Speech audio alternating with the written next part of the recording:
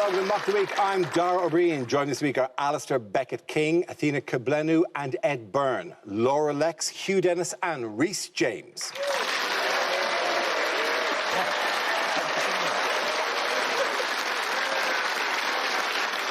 We start tonight with a round call. If this is the answer, what is the question? On the board are 6 categories. Athena, which category would you like?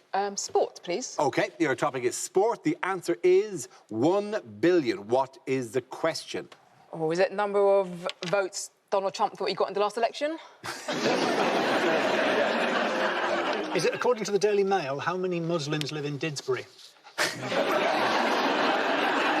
Is it, after June the 21st, how many people can meet inside? Is it, what font size is the Hollywood sign?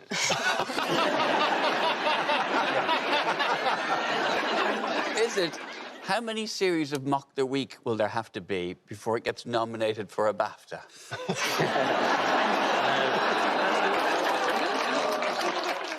Is it how many people does Priti Patel claim fit in a dinghy? Is it, according to my mum, how many coasters does a house need? Is it, how many email addresses did I set up to complain on TripAdvisor about a restaurant who once said to me, "Would sir like a bib?"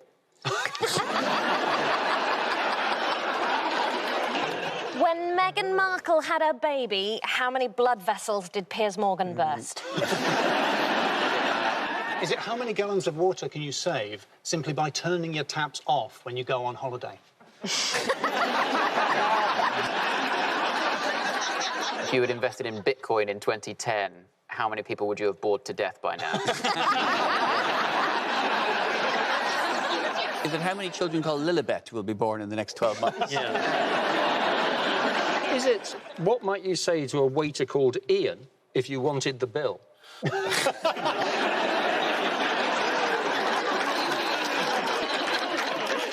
Is it, what's the R rate in the Batcave?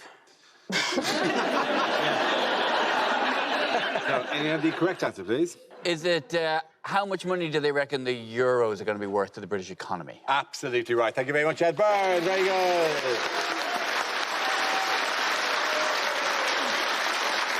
Yes, the question I was looking for was by how much is the Euro 2020 tournament expected to boost the country's economy? This is the news that experts are predicting that £1 billion will be spent during the tournament on alcohol, barbecues, new TVs and football merchandise. Beer sales alone are expected to generate 700 million of that billion. Haven't we just spent, like, a year trying to keep hospital beds empty, and now they're asking us to drink £700 million worth of beer? I like a challenge. It is a lot of pressure in it, banging on about how well the economy is going to do, because that means that we have to stay in longer for the country to bounce back more. Imagine the pressure as a player, knowing that as you step up for a penalty. Going like, oh, we need to get more sale, we need to be in longer, so we sell more beer, so the economy bounces back, so the NHS is saved and people don't die. This should be easy. The economy thing's absolutely mad. It's really irritating, isn't it? Because no one goes. I'll tell you the best thing about Jeff Hurst's goal in the 1966 World Cup final, the third one that went in. I'll tell you the best thing about it. The pound rose against the dollar by 1.6%. Who's particularly interested in the amount of money in the economy? Who's going to find that very exciting? Oh, all the players, definitely. The players, because they're all Marxists. Yeah. Those of you not following this is people who boo players who take the knee have given a justification. No, because it's Marxist. Because there's nothing more Marxist than a load of 23-year-olds who make 150 grand a week. They're like the poster boys for Marxism. If you said the word Marxist to a footballer, they would look for a player called Zist to mark. Yeah.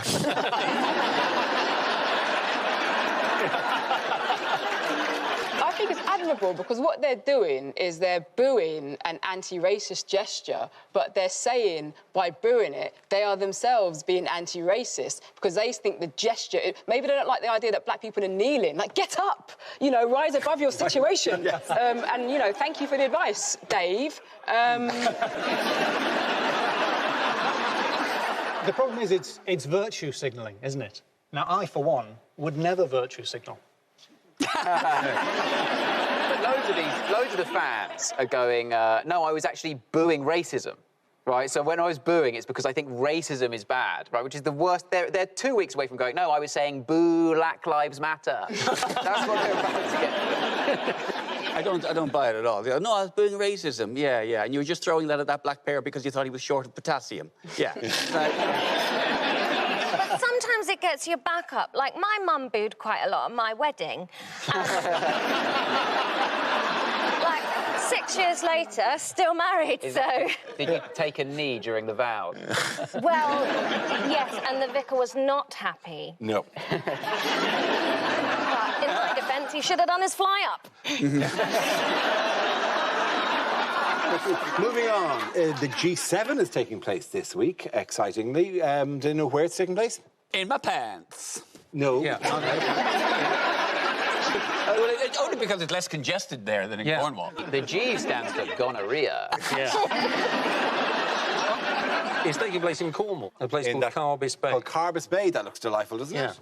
You won't be able to get within 40 miles of Carbis Bay, I'd imagine, this weekend. All the delegations are staying there, apart from the Indian delegation, who've suddenly been moved for no reason to an abandoned lighthouse. 4 miles off the coast. Cornwall is such an inconvenient place for an international summit. Those 4 international... Cornwall's a bastard to get to from England. They've shut down all the transport and said they're going to shut all the roads, and it's cost an absolute ton to do it. You stick 1 sheep on the A30 at Bodmin, you'll have it. What are the locals going to do?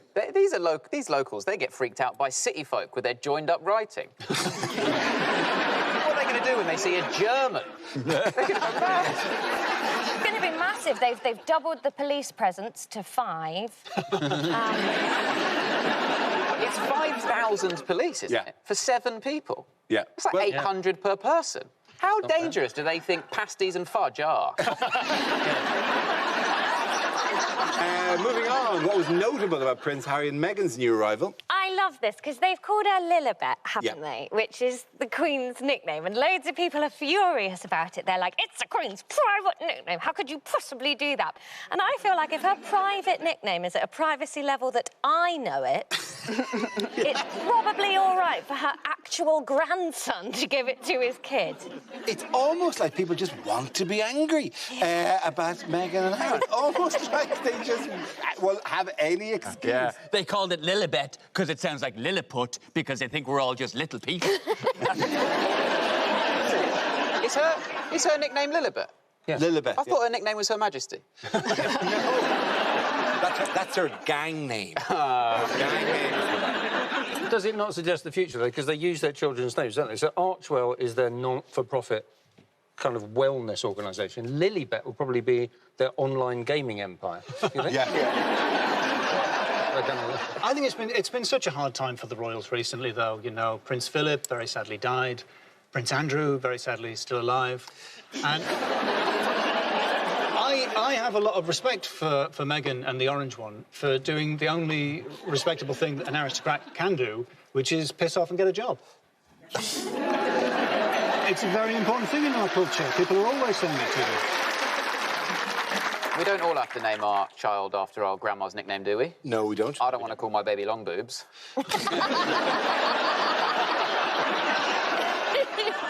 Please don't watch this. Wasn't that a Tom Jones song? I don't want to call my baby Long Boob. You could imagine him singing it, though. You could leave your bra on, I think. Well, they make your boobs long What? Babies do. Oh, because they suck on them all day. yeah. Do you not hold the babies while it's happening? I really don't know much about this, please. They swing like pendulums. It's the only way new mothers can tell the time. At the end of that round, the points go to Laura, Hugh and Reese.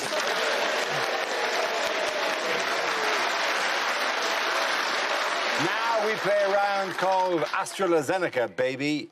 This game involves Laura and Alistair. So if you could make your way to the performance area, please. This round is a stand-up challenge. I launched a wheel of news, and whoever chooses to stop, one of our performers must step forward and talk about that subject. OK, here we go. Our first topic, please. Let's spin the wheel. The first topic is shopping. Who wants to come in on that? Laura.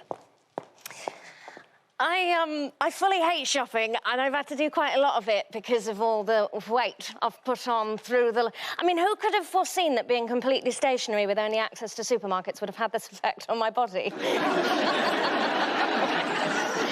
here's the thing, though. I got called a bad feminist for wanting to lose my lockdown weight. My mate told me I was a bad feminist for it, and I was like, oh, sorry, babe, I didn't realise. Like, let me know. So for every stone I shed, how many women lose the vote?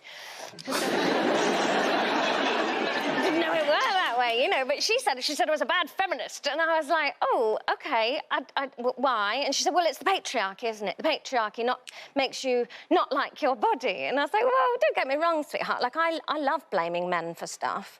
It's... But in the case of what I look like, I don't remember a load of blokes coming round and making me biscuits. And then she said I was being willfully silly, and I was like, yes, that sounds like me. And she said, no, it's the patriarchy. It makes you not like your body because you've got unrealistic body standards. And I was like, well, actually, babe, I think you're second-guessing me there. Like, don't get me wrong, I don't think anybody should have to lose weight. But if we're going to be body positive, that's got to go both ways. And, like, in the case of me not liking my body, it's not that I don't like my body because I don't look like a supermodel. It's that I don't like my body because I can't walk to the shop in a dress in weather over 22 degrees without my thighs bleeding.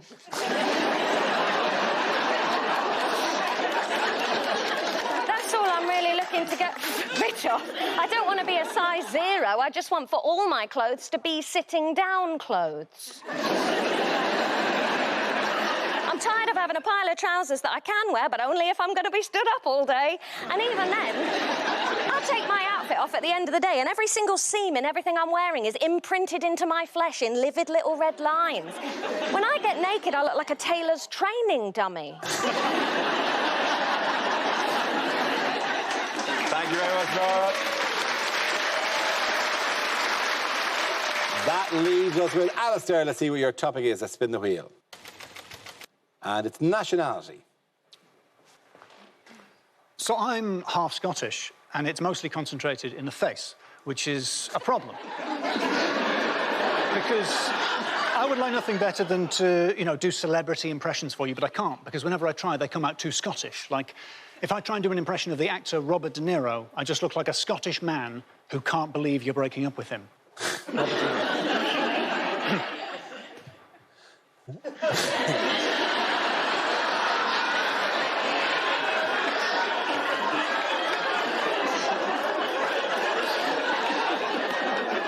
I love you. You're my world. How could you do this to me? You hear it. It's subtly Scottish. But, of course, red hair is going extinct. I don't know if you've heard this. I read it in the newspaper. Apparently, red-headed people are going extinct because of climate change. And, like, wow. Yeah, I thought it was because nobody was having sex with us. Apparently, it's climate change. It is climate change, apparently. But that threw me. I thought, well, where does that leave red-headed people? What are we?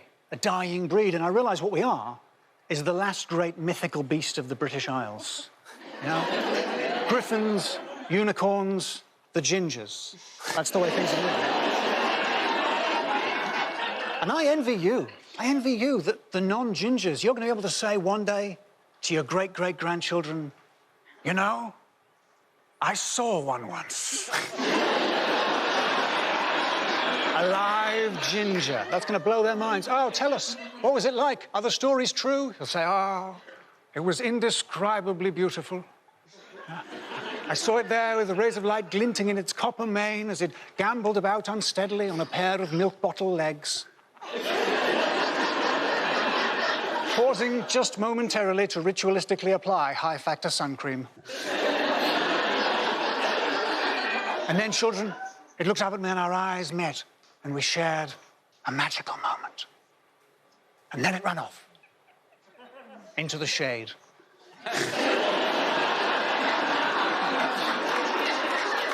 And I shouted, ginger pubes! You have ginger pubes! to make sure that he knew. Thank you very much, Alistair. Well done. That was great. Points there to Laura. Laura gets the points there. Come on, sit back.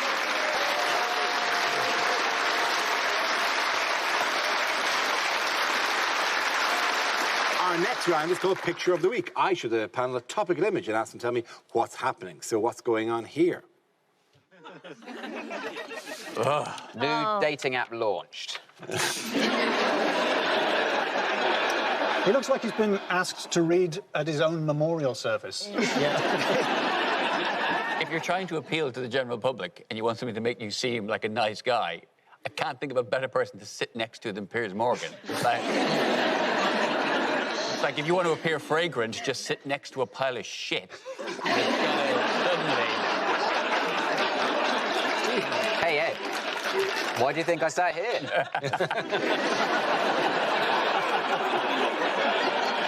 I'm not saying which one of you I'm referring to.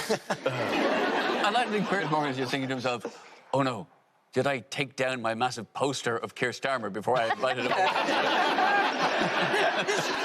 I think Keir Starmer's got so little to say that there was about half an hour where Piers was interviewing the wrong one. They look like they're just going, we've been expecting you, Mr. Corbyn.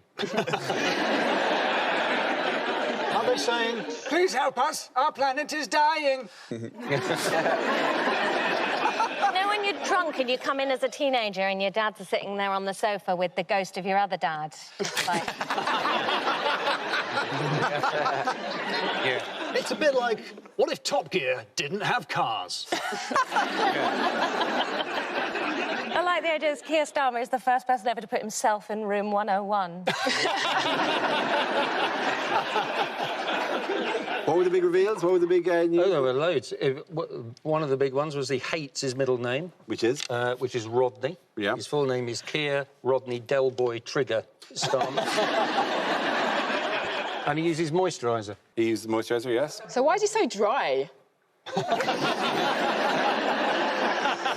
It was weird, because I didn't realise until that interview that he wasn't a Tory. I feel a little unfair that you expect us to talk about this as if we watched it. You know? Yeah, it's hard. I can't bring myself to do it. It's like saying, so, what did everybody think about slamming their cocks in the door over the weekend? It was admittedly, it was quite easy sort of questioning, wasn't it? But Keir had a plan, apparently. If it went nasty, he was just going to say Meghan Markle and Piers Morgan would storm off. He did use the phrase, I worked hard and I play hard. He was repeatedly asked if he'd done drugs in university. And he said, look, I worked hard and I played hard. Yeah. And I hate that phrase. It's worse when they say, I work hard, and then pause, and then say, and play harder. They're worse. Oh, yeah. Look at that. Look at what that has made you do. Well, I've had somebody say that to me. I've got no particular opinion about that kind of phrase because I'm just trying to live my best life.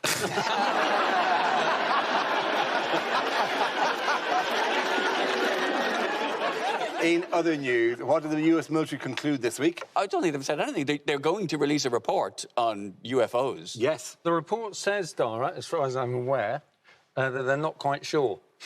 Doesn't it? Yeah, it kind of does, yeah. They've reached no particular conclusion. They've no conclusions one way or the other, yeah. There are about 5% of the sightings or something that they can't actually explain. Yeah. You know, in all this footage, though, that the spaceships, the UFOs, just whiz off, don't they? They get spotted and then they go off at very high speed. Yeah.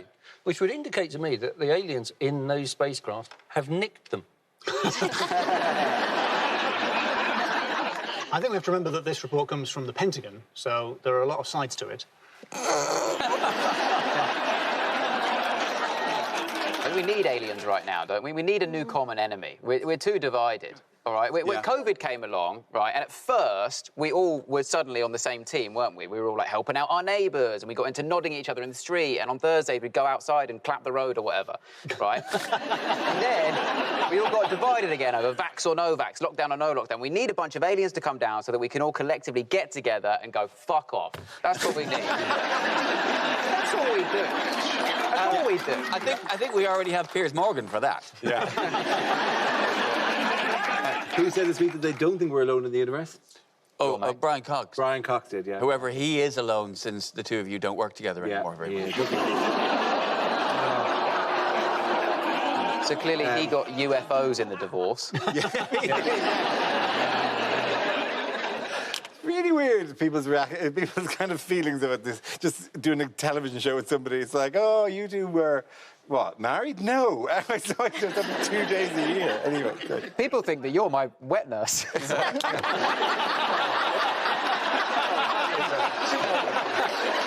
didn't know what I was going to say until the last second. I went, Dad, teacher, uncle, benefactor, wet nurse. Ward would have been the obvious one there, like, you know, Robin to my Batman. That clearly would have been the better one. I got to wet nurse and I'm not unhappy with it. Anyway, Brian said yes. Brian, hi, Brian. Why don't you just stare at his photo a bit longer, Dara? He said what? He said yes. He said there probably are. Look, there probably are aliens. Of course What? there are aliens. Yeah. Sorry, the news is there probably are aliens, and we spent all that time talking about Cornwall. At the end of that round, the points go to Ed, Athena, and Alistair.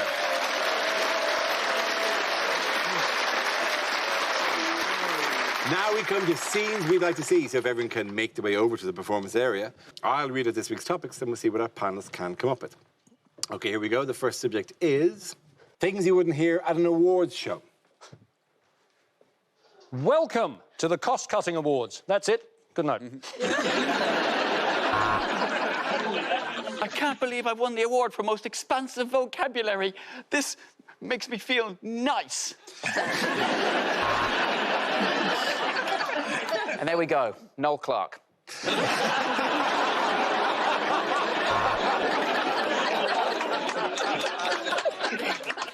Next up, the award for the sexiest leg joints.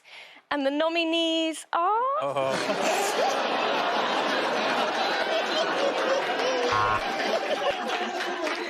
And the winner of the Assassin of the Year award is...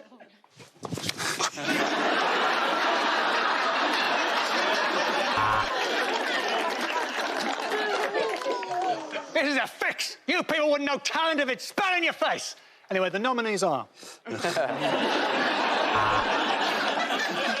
And Rear of the Year goes to Jose Mourinho. We were all glad to see the back of him. Well, here at the Builder Awards, it's time for the big one, the most coveted of all of them. Nick Knowles is about to present the Golden Arse Crack of the Year.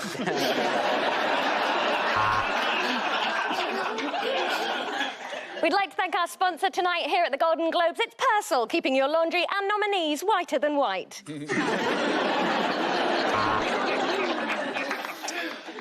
And the nominees are The Only Way is Essex, Geordie Shore, Made in Chelsea, Real Housewives of Cheshire.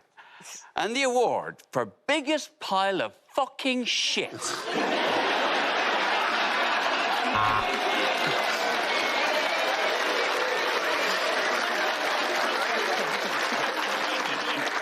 It's with sadness, I tell you, the Turner Prize can't take place this year. Someone has fly-tipped in this venue. There's nominations!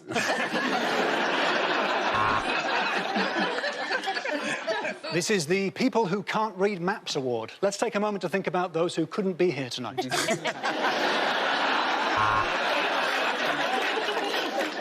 And next up at the National Surgeon Awards, Most Improved.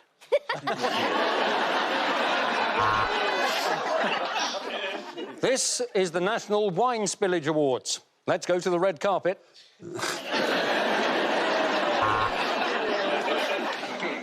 And now it's time to look back and reflect on those beloved showbiz stars who've turned out to be sexual predators.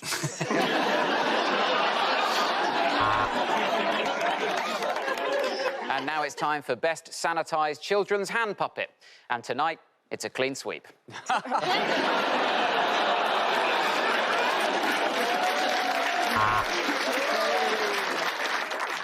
And there are 10 nominees tonight for Best Clickbait Article. Number 7 will surprise you. Please welcome the winner of Prosthetic Limb of the Year award. Let's give him a big hand. Wow, I can't believe I've won, once again, worst Borat impersonator of the year. I guess I'd like to start by thanking my dad. You're watching the Mogo Awards. That's music of ginger origin.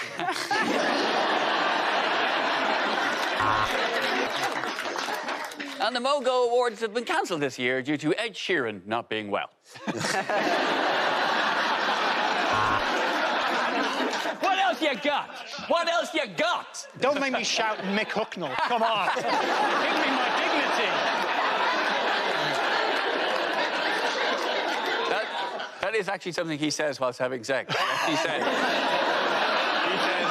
don't make me shout Mick Hucknall. The next topic is unlikely things to hear on a medical show. I'm afraid your husband is stuck in the MRI scanner. I don't think he's going to pull through.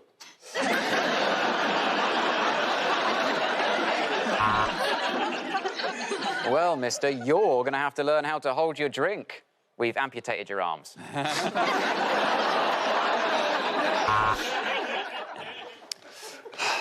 I'm not getting a pulse on his wrist. Has anyone seen the rest of him?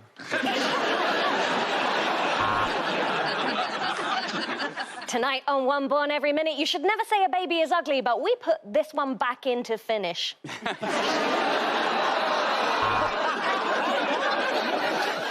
OK, you can put your penis away now. Mr. Barrowman, what did you want to talk to me about?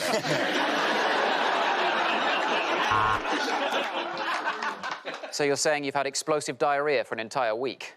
OK, sounds to me like you've got a serious case of oversharing. Yuck! There's nothing to be embarrassed about, Mr. Thompson. It's simply a case of bum willy farts.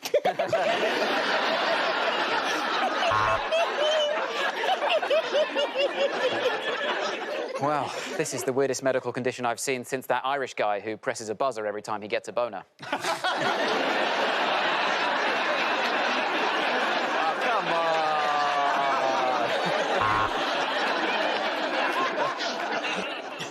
Due to NHS cutbacks, we're a little short on lubricant, but not to worry.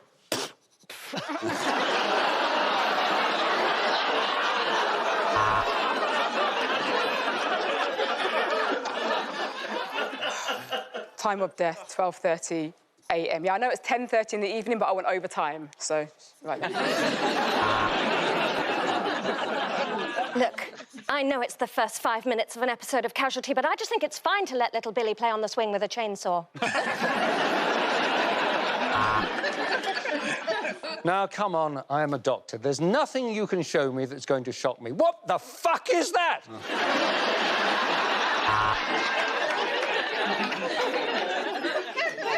So, as you can see from this X-ray, there were no broken bones in your body, but there are some racist ones, though, here. Should we be worried? Of course we should. This man is 180 over 60, which means that he's 3.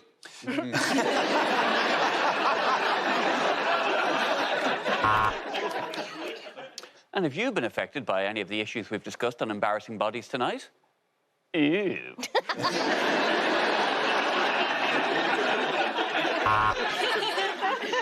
Yes, Doctor, we will be scattering Nan's ashes at sea so she can be remembered for doing what she loved. Choking dolphins.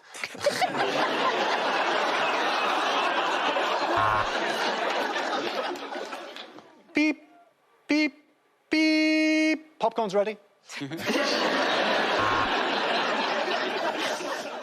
Yes, rectal exams can often be awkward. I find it lightens the mood if I sing a little song while I'm doing it. One finger, one thumb, keep moving.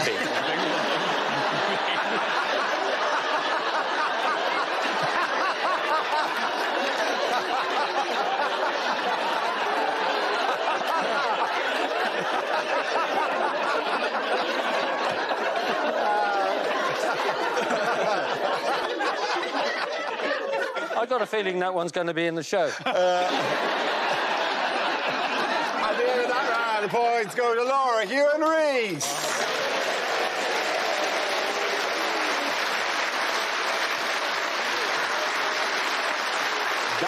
the show. This week's winners are Laura Lex, Hugh Dennis and Rhys James. Commiserations to Alistair Beckett King, Athena Kugblenu and Ed Byrne. Thanks for watching. I'm Dara Breen. Good night. It's back next Thursday, but later at 11:30. Well, from sunshine bangers to the biggest new dance tunes, let Radio 1 get you through the night with a smile. Enjoy the happy hour. That's through the BBC Sounds app now. But next to comedy about badminton, it's Shuttlecock.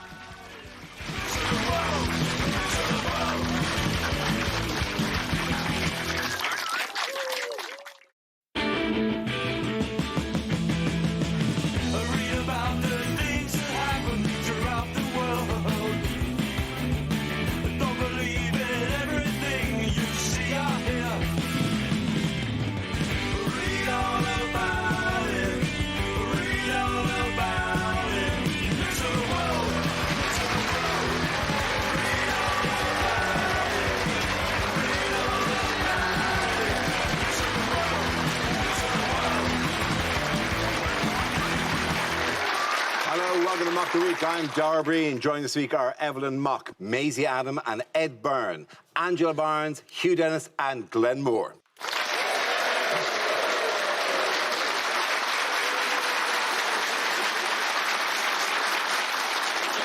We start out with a round called Picture of the Week. I show the panel a topical image and ask them to tell me what is happening. So, teams, what's going on here? Oh, want to feel old? That's what Blazing Squad look like now. Is it Christopher's funeral? I think it's the dress rehearsal for Naked Attraction. Is it 9 democratic world leaders enjoy beach holiday before China take over? Is anybody else looking at this and then just gripped with an urge to play Subbuteo? It's actually a bit like Where's Wally, but they've made it really easy and put him in the middle. Is there a photographer going, sorry, can we get the fathers of the politicians in now, please? They should be going, why are there 9 of us? It's the curtain call for Pandemic the Musical. I'm going to say, I don't want to choose any of these Street Fighter characters. Angela Merkel is the only one there going, oh no, this is definitely going to be used on Mock the Week. It's called, in Germany, it's called a Mocker de Woche. Is it a photo of the Japanese Prime Minister and his 8 token white friends? Is it I'm a world leader, get me out of here? I'd like it if it panned out and they're all just little figurines on Kim Jong-un's bowling alley. Because the votes have been counted and verified, and the first world leader through to Davos is... Does anyone have the correct answer, please? Week by week, collect these G7 action figures.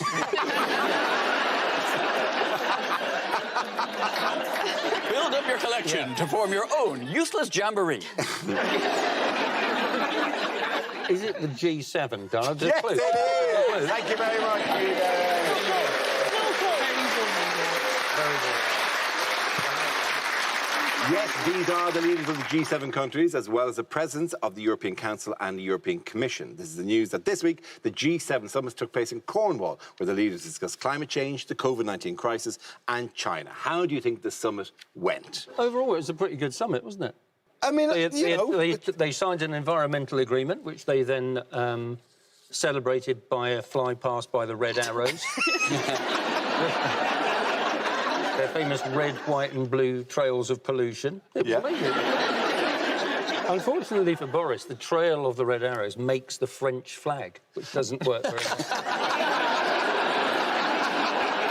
They're calling it the sausage wars, aren't they? The sausage Yes. wars, which is incidentally what I used to call this programme. But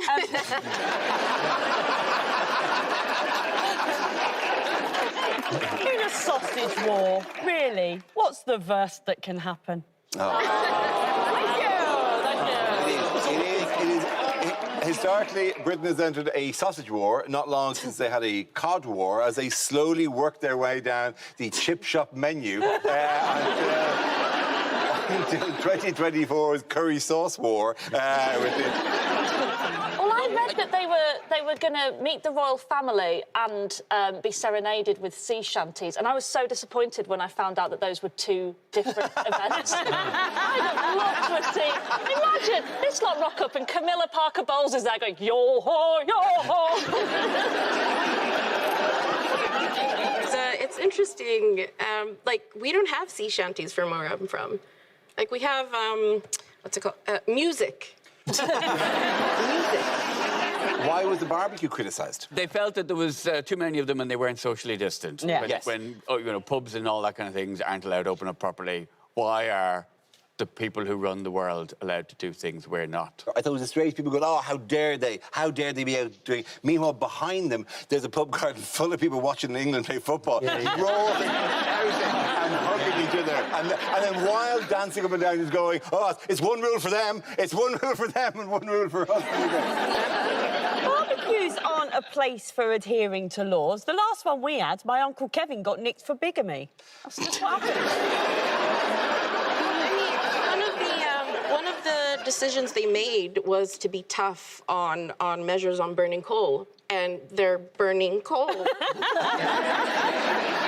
There are many ways. There are many mild hypocrisies involved here. I just feel bad because I was actually at a barbecue at the weekend in which we discussed their barbecue in a kind of it's terrible what they're doing. Yes, more rosé would be lovely. Thank you very much.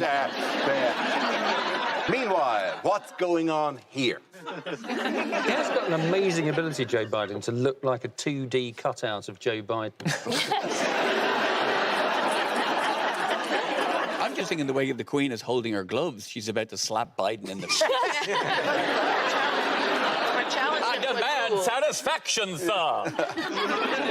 The Queen has such mad dress sense, doesn't she? And the papers always go like, oh, she looks radiant. She could wear a bright pink hat with like a dead pigeon sellotaped on it, and the Daily Mail would still go, oh, she beautifully complemented her surroundings. But, Maisie, do you think she could carry off this jacket, though? No, not at all. Not at all. No one, including you, could carry on.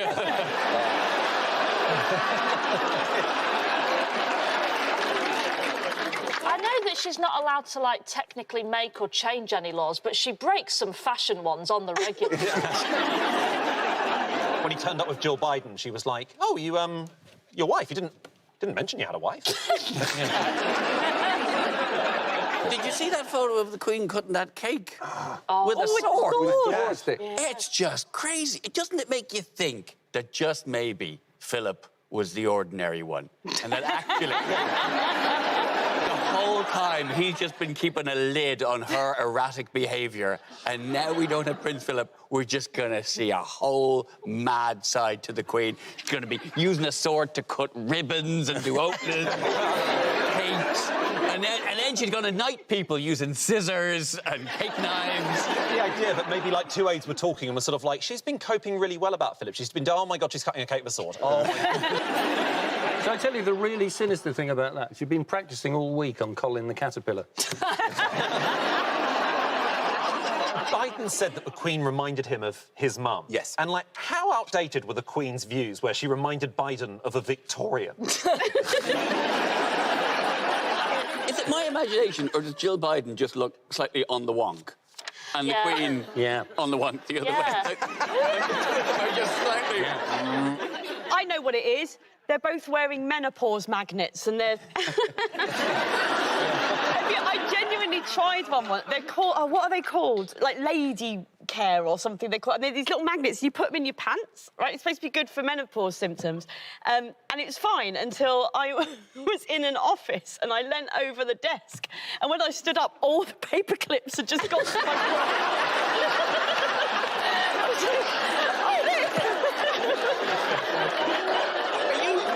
Sorry, do you mean a literal fanny magnet? A literal...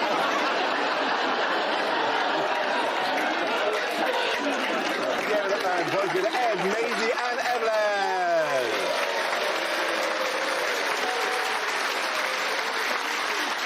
Now we play a round called COVID or Co-Home. This game involves Glenn and Evelyn, so if you could make your way to the performance area, please.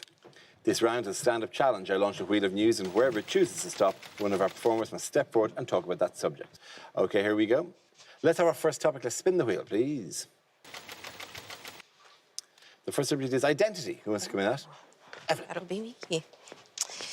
So I will just start by introducing myself to you guys so you get a sense of who you're dealing with here, because there is a lot going on in this person. Now, I am a Swedish-born, Chinese immigrant, working-class, plus-size, pansexual lady who's lactose intolerant. So, as you can tell, my cup just overfloweth with identity. And I find that it's a cup that no Brit wants to drink out of. Because you guys get confused by me. Anywhere I go, really, people can't place me. In Sweden, they presume I only speak English. In England, they think that I only speak Chinese. And as a Chinese girl, my relatives are super surprised I'm still alive. But I will say, I have been on your British shores now for about 9 years, so I feel like I'm British. For instance, if tonight doesn't go as well as I hope, I'll just internalize all my feelings about it, never address it, and take it to my grave. And I will say, I do appreciate the irony of being Chinese and poking fun of you Brits for being stoic, because we are a very reserved people as well.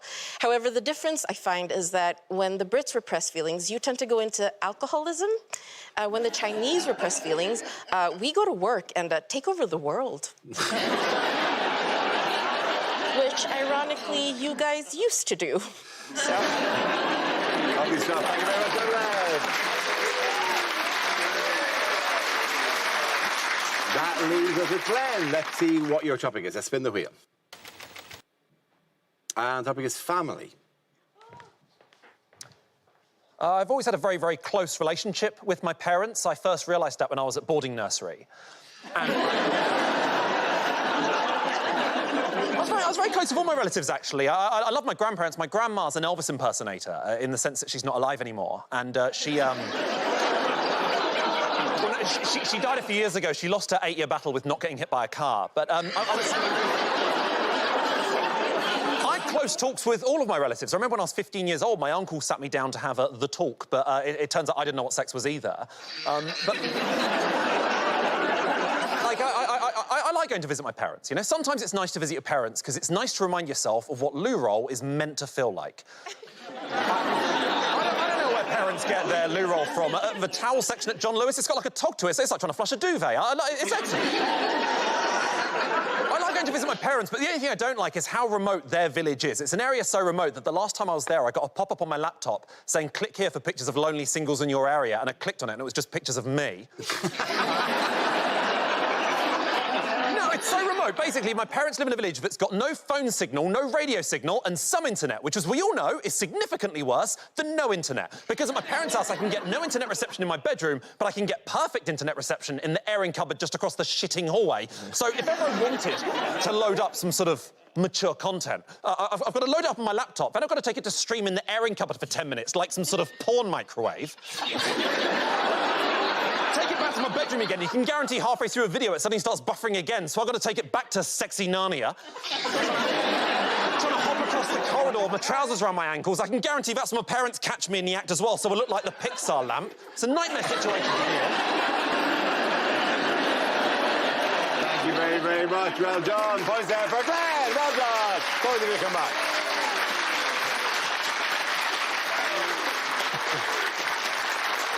Our next round is called If This Is the Answer, What is the Question? On the board are 6 categories. Evelyn, which category would you like? Home news, please. Lovely. Your topic is home news. The answer is 4 weeks. What is the question? The amount of time it takes for a new Tory MP to hatch from their queen's egg. Is it how long does my nan cook a steak for? Is it how long was the good bit of 2020? Is it how long did I cringe for after giving my dentist a cheeky wink and telling him to fill all my holes? Is it how long do you have to know Matt Hancock before he'll give you a PPE contract? Is it how long have I been singing It's Coming Home? Over the years, It's Coming Home has become this, like, really happy chant to becoming, like, a desperate plea for a missing person. Sort of go, we're not angry, football. We just want you to come home. Is it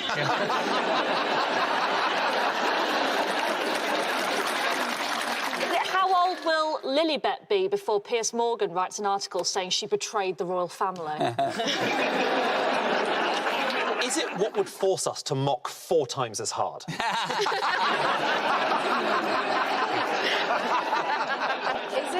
Is it the average time it takes to get out of an IKEA store?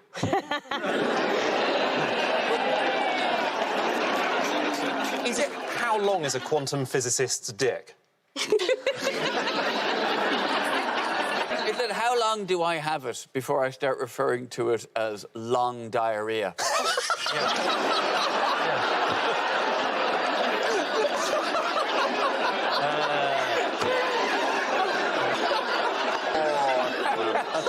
That's unpleasant on many levels, that is. If Joe Biden took the knee, how long would it take him to stand up? Any of the correct answer? Is it how long have they pushed back the date of the release of us from the COVID regulations? Absolutely right. Thank you very much, Ed Byrne. Very good. Yes, the question I was looking for was, by how long has the lifting of all COVID restrictions been delayed? This is the news that the government has pushed back the date when it removes all remaining COVID restrictions from June the 21st to July the 19th. How do we feel about the delay? My fiancé doesn't really watch the news, so I'm just dreading the day that someone tells him that blowjobs were never banned in the first place. I mean, I'm disappointed. I'm disappointed, but I'm not surprised that it's just not happening. Because as someone who's been married to an English woman for 13 years, British people are not good at opening up. I'm amazed that people are surprised about it. I just think, you know, people were so optimistic on 21st of June, and it was obvious to everyone else that it was never going to work. It's like every wedding I've ever been to. The cap on wedding guests has meant that a lot less people have had to suffer the indignity of being sat on that table. You know that table at every wedding. You just go, oh, how do you know the bride? Oh, you do her accounts, right? Lovely. And when the guests arrive, the ushers go, are you Pfizer or AstraZeneca? I will say, because of a wedding seems like the only place you could meet people, so I'm seriously just considering marrying my brother just so I can see my friends again. There's a lot of Tory revolt about it, though. Yes, and so there's even a health minister actually even said the phrase that we should learn to live with the problem of COVID. Yeah. But think about Boris Johnson. If he knew how to live with the problem, he wouldn't be on his third wife. I've just thought, if we have to do another season of Mock the Week with these Perspex screens, it'd be hopefully, by the time next season, we'll be back to normal and doing it how we always do it, holding hands and spitting at the other team. Good old days. One of the traditions I miss most, actually. Yeah. Sitting in the middle of that, just watching all the gauze go from one side to the other.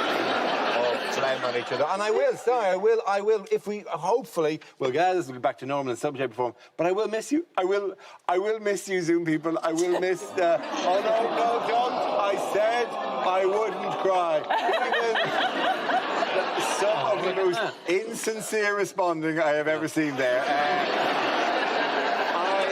I miss you all. People are watching from their rustic Tudor home. Oh, look at you with the beams in your kitchen. Yeah. And people who just need dots on the wall. They are the strangest people of all. Have you seen the puppy? They're always bringing in puppies. Always a puppy. Okay, I hear it. Look at that. Now somebody's showing us a kitten. This is not the tone we were looking for. There's a we will have to make it a condition when we get our audience in, right? When we get the actual audience back, that they all have to bring a dog in. Oh, when the audience are here, they'll all have to sit in front of a photograph of their homes. It would be good to get rid of these, wouldn't it? I fought the temptation for the entire thing to play wooga waka wooga waka. And slip into a Rolf Harris impersonation that is less popular than it used to be. In other news, what trip of a lifetime was auctioned off this week? Oh, this is Jeff Bezos, isn't it? Yeah. There was a live auction to take the third seat in Blue Origin's initial flight in July. If you found out that someone said, oh, you know that trip you're going on next week? Someone has paid $28 million to sit next to you. You'd go, I'm immediately calling the police. Yeah. What? To sit next to me to space, the place where there's no police and everyone famously can't hear you scream. He's going up with his brother, so the person who bought the seat will be the first third wheel in space. He's hardly, with the best will in the world, going into space. They're going into an area just over 100 kilometres up, and they go up and they spend 4 minutes in weightlessness and then come down again. The whole flight takes about an hour. And the whole thing takes about an hour, and the person bid $28 million. You're in the venue, but not in VIP. There's a large element of that. It's expensive, but if you get delayed by more than 3 hours, you get $9 million back. Yeah, you do. Yeah. 28 million for the seat next to Jeff Bezos. You know, Jeff Bezos is so rich, he'll just pay 30 million to put his bag on that seat. It must be. It's also terrible for Jeff Bezos. Imagine if this guy's paid 28 million and he's got to take him on the flight. You sit down next to someone and he goes, "Do you mind if we pull the blind down?"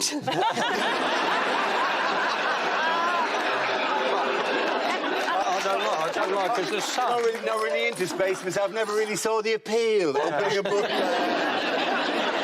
Imagine if he gets onto the plane and they're waiting to meet the person who paid 28 million and it's his ex-wife.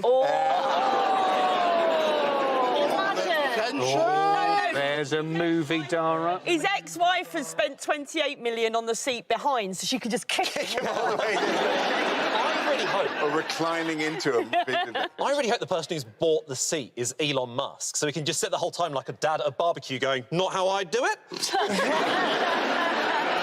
What is it? Is it Jeff? What we said? Is it Jeff Bezos? Well, see, that's the thing. Is what I suggest we do is when he goes on his first trip to space, we choose a different pronunciation of his name. Yeah. So when he comes down again, it's it's Jeff Bezos.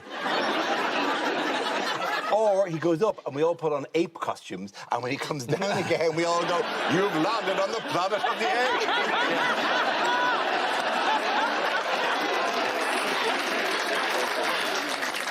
Zara, I don't know if you've noticed, but I've got my space dress on. No, I hadn't. But and my astronaut earrings and everything. Wow. Okay.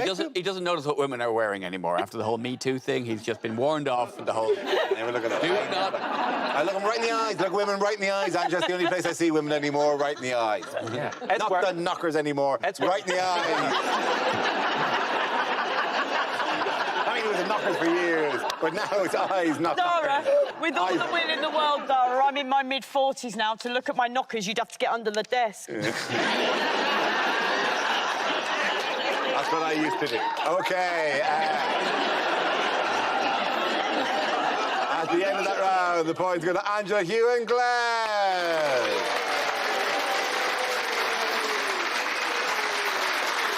Now we come to scenes we'd like to see. So if everyone can make their way over to the performance area, I'll read out this week's topics, then we'll see what our panelists can come up with.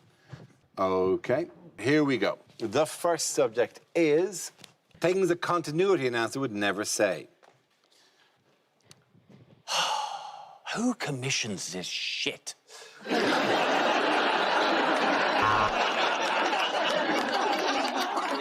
Up next tonight, it's question time. Now, unfortunately, Priti Patel won't be appearing as advertised, as one of her Dalmatians has escaped. This is E4+1, where you can invite a guest to watch E4.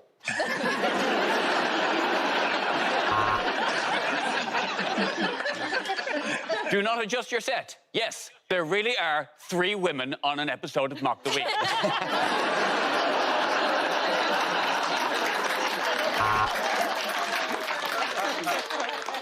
Tonight's episode of Question Time contains scenes of a sexual nature, in that it's got 4 massive knobs on it.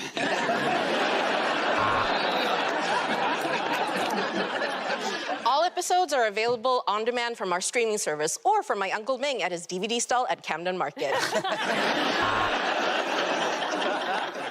Coming up next, it's Would I Lie to You with Martin Bashir.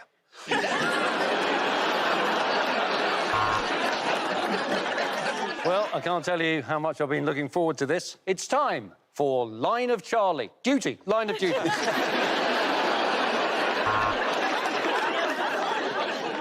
Coming up next, it's our afternoon movie, and something tells me they're going to need a bigger boat. It's Dunkirk.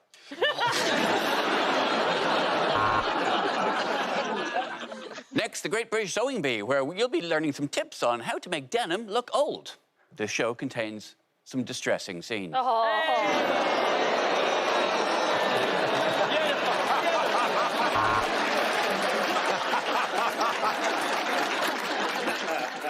following programme contains flashing images. John Barrowman's in it. Up next, a former cast member from Friends drinks wine in the Alps while playing a traditional British game show. It's Sauvignon Blanc on Mont Blanc as Matt LeBlanc plays Blancety Blanc.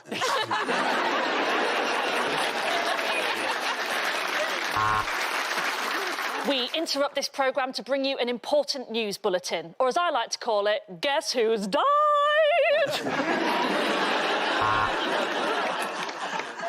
This next programme originally aired in 1992, so it features some language that viewers may find totally radical and bodacious, dude.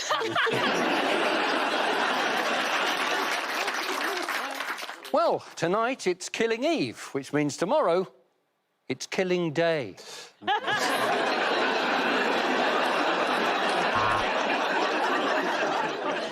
We interrupt this programme, not because there's any news, I just can't watch another second of Mrs Brown's Boys.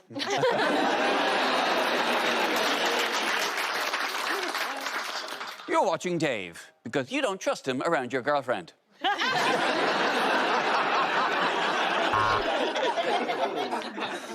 Our next programme on CBBC contains childish language, right from the beginning, Winnie.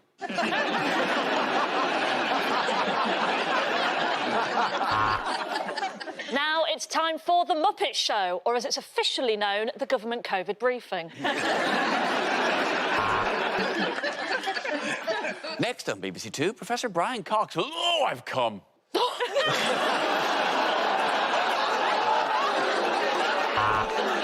OK, the next topic is things you don't want to hear on a first date. Gosh, you're beautiful. You have wonderful eyes, just like Mother's. So let me get this straight. You don't want to see me again because you think I always talk like I'm in an advert. Sound familiar?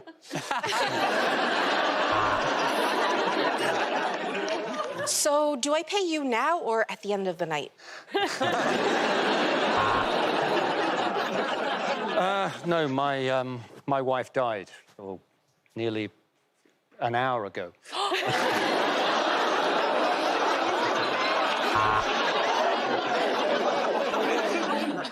I've never gone on a date. I did once come in a watermelon.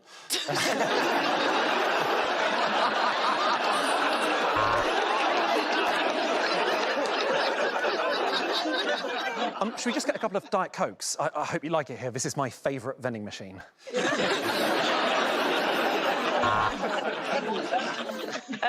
Yeah, do you want to go ahead and order? I'm going for a shit. Yeah, let's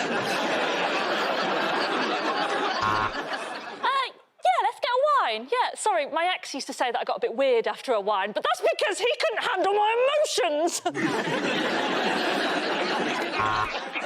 Oh, God, well, that's a really difficult one. What if I get it wrong? I would say you are in your early 80s.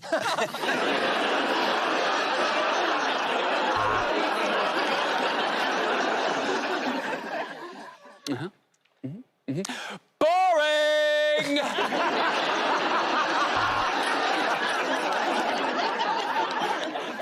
Time to feed the vagina!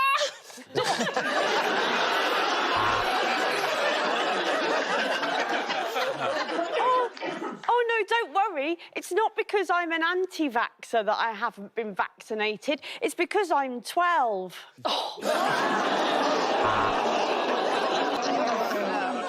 Me? Oh, I suppose having my ballsack tickled with a feather. Oh, sorry, what would I like to eat? Sorry.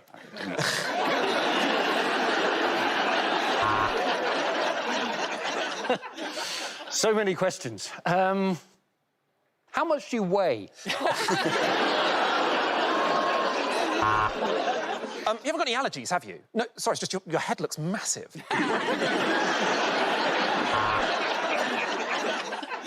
I only look at the eyes, never at the knockers. At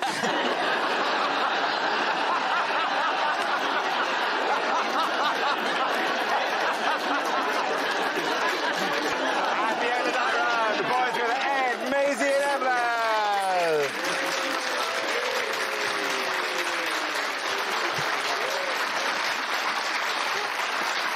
And that's the end of the show. This week's winners are Evelyn Mock, Maisie Adam and Ed Bird. Commiserations to Angela Barnes, Hugh Dennis and Glenn Moore. Thanks for watching. I'm Dara Breen. Good night.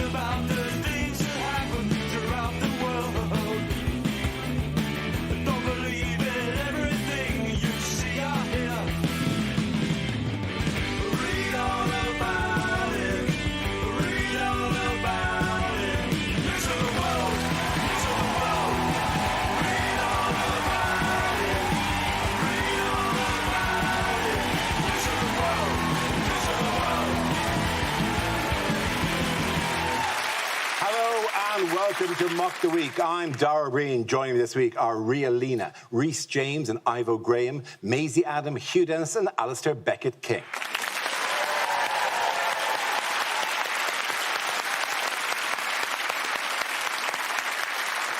For the last two series of Mock the Week, I've started every show by reminding the audience that we're filming this under COVID regulations and our audience are on Zoom. Not anymore. An audience is in the room with us tonight. Hello, actual audience here with us tonight.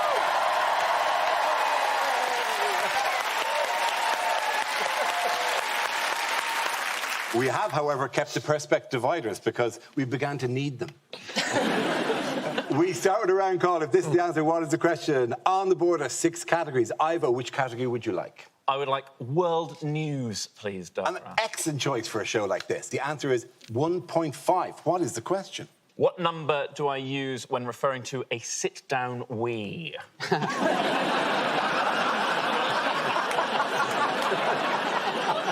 Is it how many minutes into Squid Game would I claim to have brought a note from my mum? Is it the average number of children Boris has per woman? Is the question, what do serial killers bring instead of a +1? How many minutes of COP26 has Joe Biden been awake for? How many seconds into a party does Hugh mention that he was in the new James Bond film?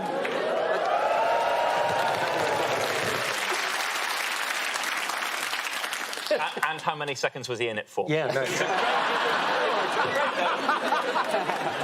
How many horsepower is one massive horse? How many days in her entire life has Greta Thunberg spent at school? How many people has Test and Trace successfully tracked down? Yeah. Is it, when introducing himself, how many times will James Bond say his own name? Yeah.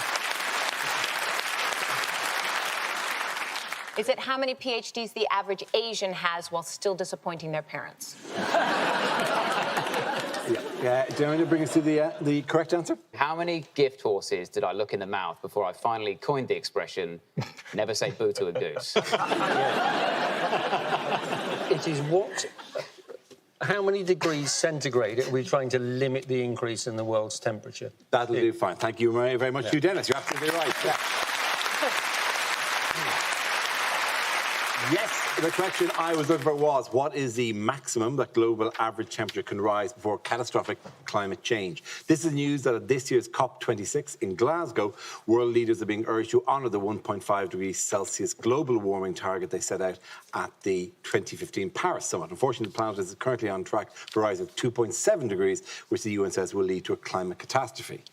Well, that was a bit of a downer as an opener to the Are you confident the COP26 will have much or any effect on climate change? Well, it's a good idea to have it in Glasgow now, isn't it? Because Glasgow already has loads of the risks of climate change. You know, it already has, like, horrible weather and no access to fruit and vegetables, and massively decreased life expectancy. Basically, the point of having it in Glasgow is to show the world leaders what it will look like if the world does end. Boris, as well, he seems fully committed to combating climate change, and he said that, you know, for the world, it's 1 minute to midnight. And that, to me, doesn't seem to carry much weight coming from Boris, because you think he has probably said that previously, but followed by the words, your husband's going to get home in a minute, but I'm still up for it. Why does he speak like this, going, it's 1 minute to midnight? He's also said that he thinks it'll help that the prince is there. Does he think he's in Cinderella? What happens to Boris at midnight? The spell wears off and he turns back into a mop.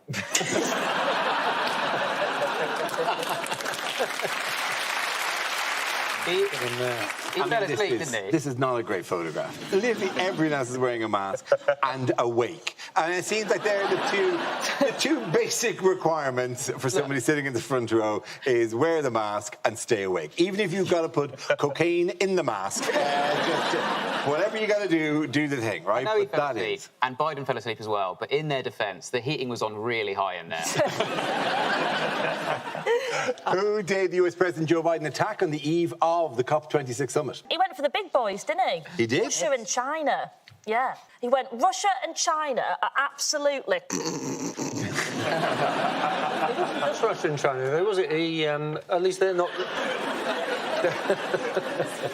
It looks like he's just spotted Carrie talking to Jennifer Arcuri. Putin came in via a video link, though, didn't he? Which was good. Basically, if all the world leaders are in a room and Putin's on a Zoom, everyone else is dying. But America themselves are doing quite well, aren't they? So Biden has said that by 2030, 50% of vehicles in America will be electric. And Biden is leading the way himself. He's going to get there way ahead of that with his own personal vehicle, Mobility Scooter 1. I agree that we shouldn't be, you know, that they're lecturing us about things. I mean, Boris lecturing us about commitments. He went off at the G20 about people making hollow pledges, or as he knows them, marriage vows. And the same thing with Prince Charles. Prince Charles actually gave a speech saying that we all need to give something up. Us give something up. Why don't you give something up like your brother?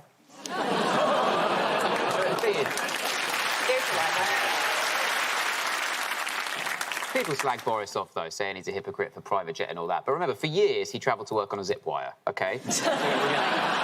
Net zero. And also, he does his bit for the planet, OK? He won't use condoms because they're single-use plastic. Who did he reference in the speech, his 1 minute to midnight speech? James Bond. It was James Bond. Hugh's best friend, James Bond. Hugh's best friend, James Bond. I was watching it with my family, and the way I gasped when you appeared on screen, and also so on brand that your storyline was mainly based around some Tupperware soup. This is a spoiler alert. If you haven't watched it by now, you're too late. Hugh's character dies. He compromises Project Heracles, which is disgraceful. But most embarrassingly, he dies in a gun battle where he's hiding behind a wall, and then he runs out from nowhere towards a microphone in the middle of a room, and that's how he's picked off. It was very devious of them to say things you wouldn't say during a gun battle. I mean it literally for about 20 seconds. Oh, you make an impression. You make an impression. However, we never see your body. And I don't mean, why did you strip off of it? I mean, after you get shot, we never... I mean, I think it's still there that you might have survived. Have crawled from the wreckage. No. I think your character... I don't know how you sat on it. I would have absolutely lost me. Imagine if that had been me. I would have just been going, Dara, James Bond. But Maisie, you in James Bond would be one of the funniest things in the world. Just a spy comes in and just goes, give me the nuclear codes. You're just like, chuff it, hell, didn't expect that. Oh, fair play. Fair play. Yeah, you've asked nicely, here we go. Sorry, when did I become Paddy McGuinness?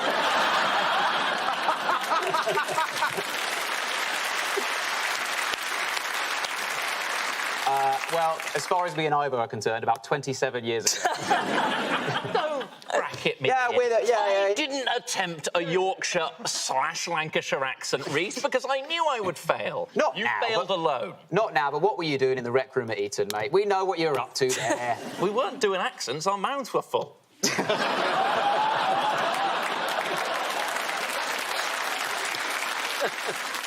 I haven't seen the film, and I don't know which things you're saying are jokes. Oh. I haven't seen it. I've never seen a Bond film. I thought I'd seen Live and Let Die, but it turned out it was the government's COVID policy. It has to be said that in a film called No Time to Die, it is rather disappointing to die.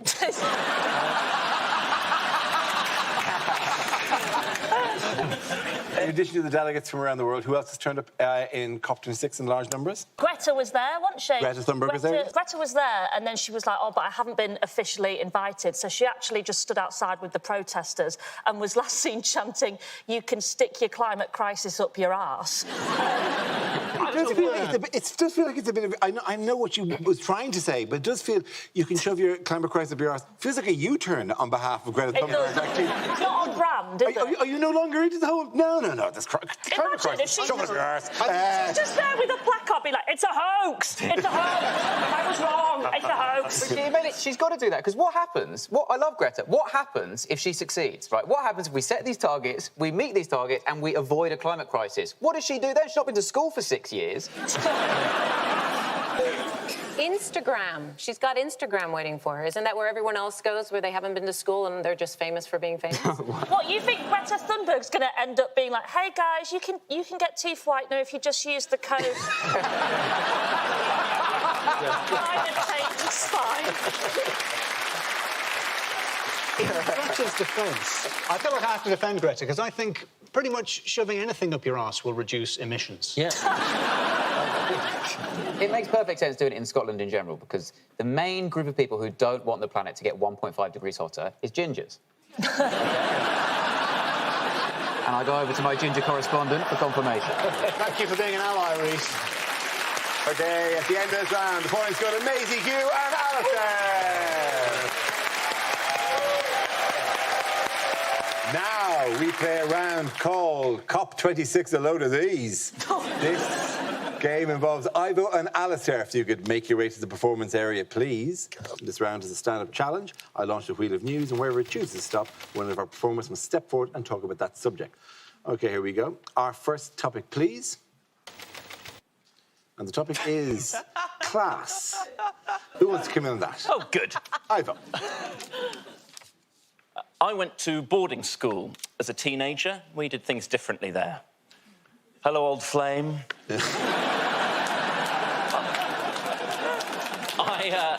I studied for 5 years at Eton College. Not a popular school, but that's something I've mentioned in pretty much every stand-up bit I've ever done, because as our headmaster always said, you've just got to own these things. That was advice from a separate conversation about land, but still made sense. I've been trying desperately, despite the school's reputation, to rebrand myself as a sort of likeable Etonian, like the actor Eddie Redmayne, who feigned a disability for money. In the film The Theory of Everything. I've got no other evidence. Obviously, I'm not proud of everything the school stands for, but I'm grateful for the education I received. I've got friends that I made there. Still got a lot of memorabilia from my time at Eton. I've got the Eton cufflinks, got the Eton tie, got an Eton advent calendar. It's like a normal advent calendar, but all the doors are open for you by your father's contacts.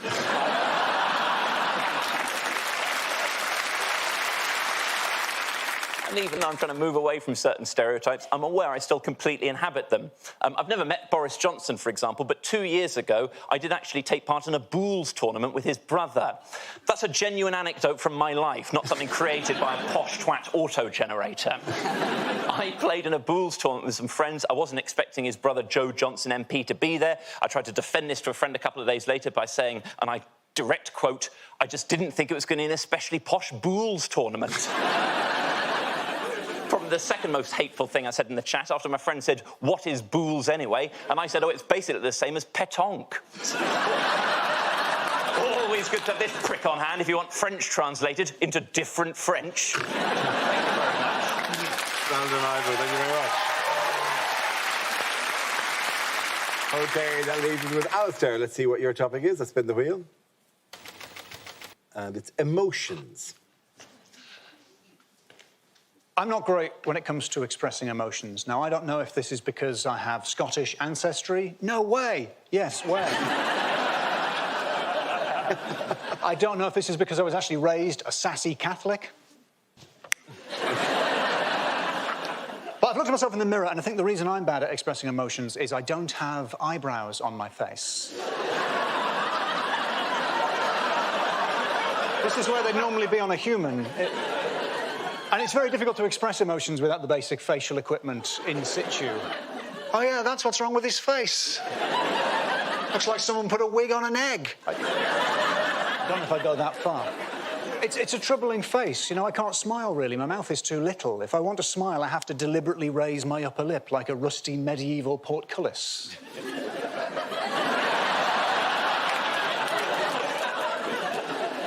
It's not the face of a man expressing joy, that, is it? At best, that's the face of a man trying to gauge the value of livestock.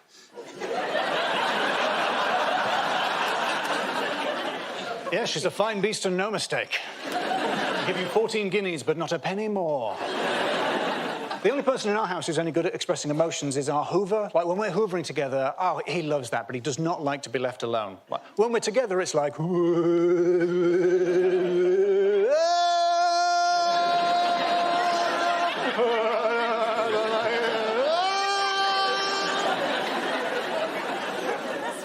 A friend did the introvert test on me recently, which is basically, would you rather be on your own in a room or in a room full of people all saying how brilliant you are? And if I'm being honest, my ideal situation would be a room full of people all saying how brilliant I am, but I'm not there. I want it to happen, but I don't want to be present. And she said, that is awake.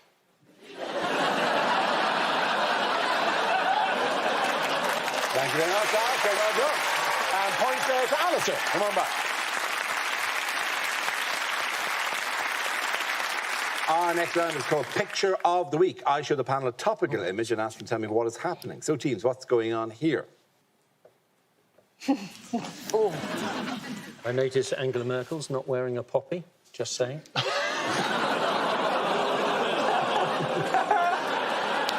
This is why they killed you off. That is, yeah. Joe Biden wins flag hiding competition. This is the evolution of man from chimpanzee to Homo erectus. It does look like Macron is at his graduation with his mum, granddad, and then his big brother who hit his head when they were kids. It's never quite been the same.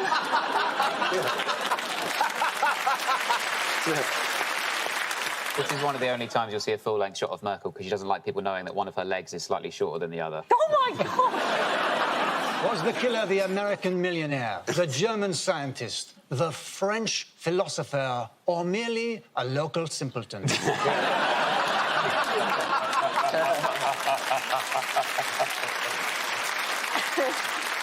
He almost looks like a toddler who's been Freaky Friday'd into an adult's body. Does anyone have the correct answer? Macron has accused Boris of talking scallops. That's quite sort of half right. It's sort of half right. It's frustratingly sort of half right. Do you want to give the correct answer? This has got nothing to do with the thing about fish, has it? No, has it? Only it's like, I mean, you could have just said the sentence you just said and then shut up. Oh, well. I'm not like that. Right, no wonder they fucking edited you out of the film. That's the... Wait, you ain't even due to be killed, but yap. Tell me again, what is the answer to this? OK, Boris and Macron have got a dispute over fish. Absolutely right. Thank you very much. Yes, of course. This is Prime Minister Boris Johnson and French President Emmanuel Macron pictured at the G20 summit in Rome. So what row has flared up between the two countries? It's a row about illegal scallop dredging, or to put it more easily, a wham-bam clam scam. And the French have impounded a British trawler. Apparently it's owned by a company called Macduff Shellfish, which is disappointingly the name of a company and not, as I had hoped, a Scottish clam. Like a little tam o'shanter, like, oh, they've got my boat. We'll deal with this, Macduff Shellfish. What's that, Macduff Shellfish? You're angry with it? This feels like a lot more stress than you bargain for when you get into fishing, doesn't it? I mean, they're at war. You get into fishing to have a nice, relaxing time. I'll just take the boat out, sit there in silence, get away from it all. Next thing you know, you're waking up handcuffed in a war vessel with someone shouting poisson at you. I think the language thing is the big problem, because we've been having a big argument going back and forth between English and French, so it's a big sort of he said, she said, you said, they are saying...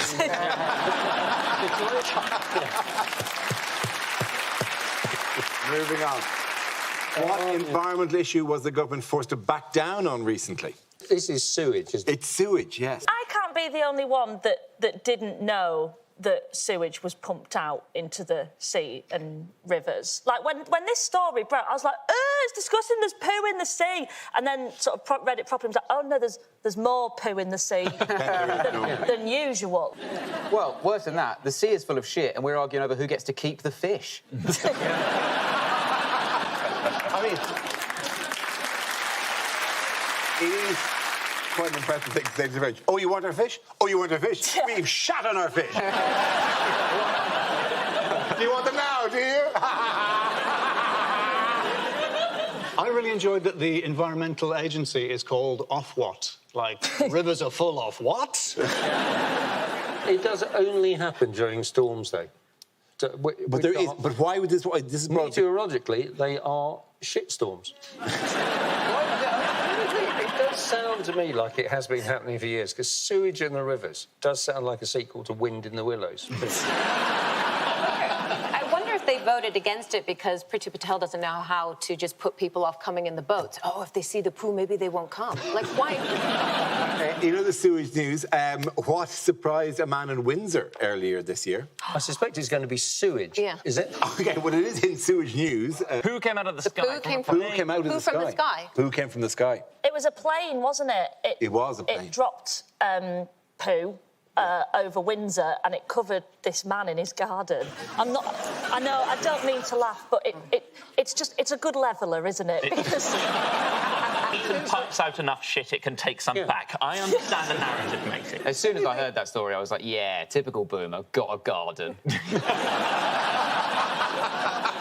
Don't you think it's amazing, Nate, that Windsor is just right next to Heathrow Airport? So planes are like humans. They get to a point where they cannot hang on any longer. And the pilot goes, I told you to go before we left. Who in Windsor? I'm crossing my wings here.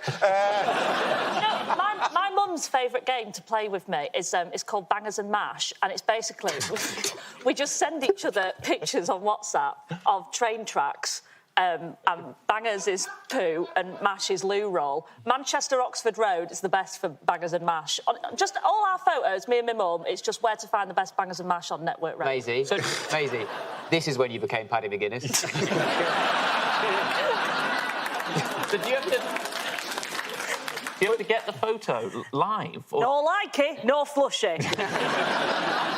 Doesn't it come down as ice, though? No, it used to come down. Because it used to be put into a blue liquid, and the blue liquid would freeze, and it would come down as a block, if it ever came down at all, came down as a block. Imagine being knocked out by a block of poo. Yes, people... Sorry. I know I'm fairly young on this panel, but are you saying that when you were little, you used to dodge blocks of poo falling from the sky? You'd hear it, then they did go...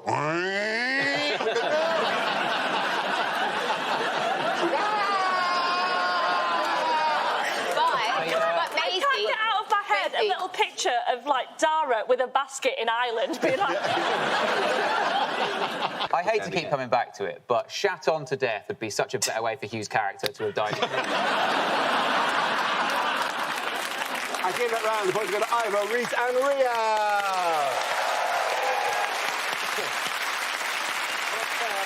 Now we come to scenes we'd like to see. So if everyone can make their way over to the performance area, I'll read out this week's topics and we'll see what our panelists can come up with. Right, here we go. The first subject is unlikely things to hear in hospital.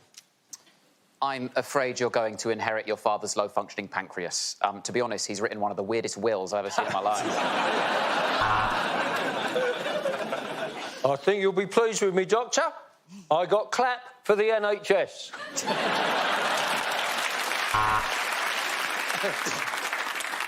You're not going to believe this. Your Gran's in the Marvel comic universe. Sorry, ICU. She's in intensive care. We're actually overstaffed this week. Why don't you take next Friday off? You're telling me I can't carry out surgery because I get so nervous I can't bend my fingers? Why don't you say that to my face? I see where the confusion's happened. When I said that your grandma had been cured, I meant in the Italian meat sense. Could you pass the focaccia? I know you wanted your daughter to be here when you woke up, but that wasn't possible, I'm afraid, because we are still in the middle of the operation.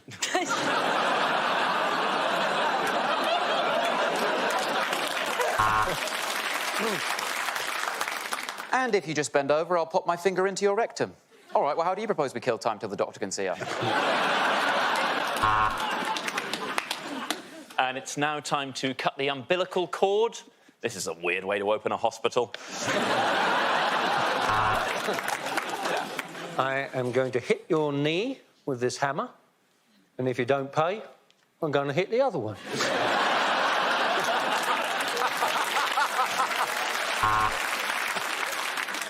Thanks to our state-of-the-art technology, we can show you a mock-up of what you will look like in 5 years' time. But this is just an X-ray. Yeah. Time now to hear the baby's heartbeat, so I'll just stick this stethoscope up your fanny.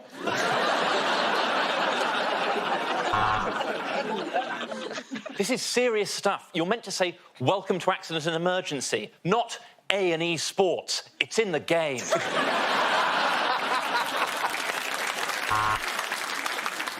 I'm afraid your bill is £10,000. But to be fair, you have been parked here most of the day. Mrs. McCready, your blood type is B negative, which is very much the vibe I'm getting from you. Let's call it. Time of death, 8 o'clock, Thursday. Oh, shit.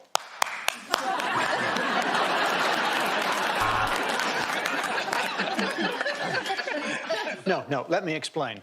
I put it up there for sex reasons. Well, lesson learned. Never get in an argument with a plastic surgeon. I've just had my arse handed to me. The next topic is things a sports commentator would never say. And look at that, a hole in one. And that's the last time the Queen will sit in the front row of the javelin again.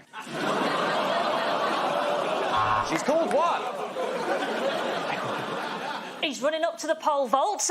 Oh, no, sorry, that's a streaker. That is very impressive. Oh, and the Newcastle keeper has lost his head there. These new owners do not take defeat lightly.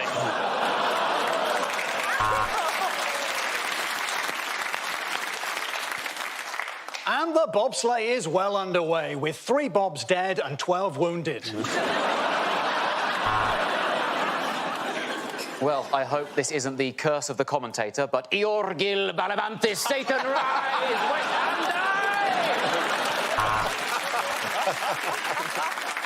He's gone with the left jab and the right jab. A flurry of jabs. Oh, my God, this vaccine rollout is going brilliant. And that's the final whistle. What an incredible game of Find All My Whistles.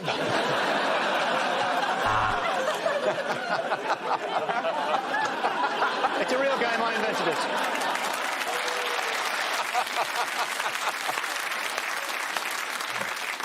Oh, yes, that is definitely a rebound. He's married her sister. And we're here at the weigh-in for the women's boxing with Judith coming in at an appropriate weight and Michelle coming in at... Don't be rude. Well, which card is the referee going to get out? That is incredible. That is the one I thought of earlier. And look at him there, taking the knee. In the worst case of cheating the Paralympics has ever seen. To those who say that lacrosse is inaccessible to people from working-class backgrounds, I would say, guards, seize them! And they've scored with the last kick of the game, and the manager is coming onto the pitch. We're all excited, mate, but that's a bit graphic, actually. Well, here in Belgrade, the Serbian in lane 1 has opened up quite a gap on the Briton in lane 2. Hardly surprising, lane 1 is EU passports only.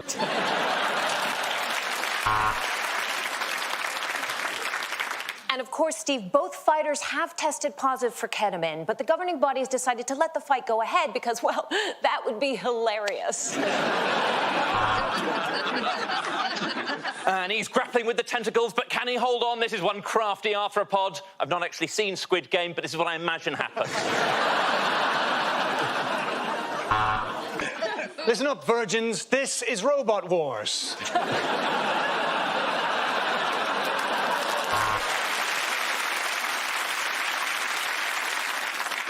Oh my God, he's had the gold medal taken off him for, of course, for running by the pool. Now, this American football position is called the tight end. Now, he can go long, he can go inside his man, he's a great ball handler. Sorry, I've got a boner, I've got to go. At the end of that round, the points go to Ivo, Reese and Ria.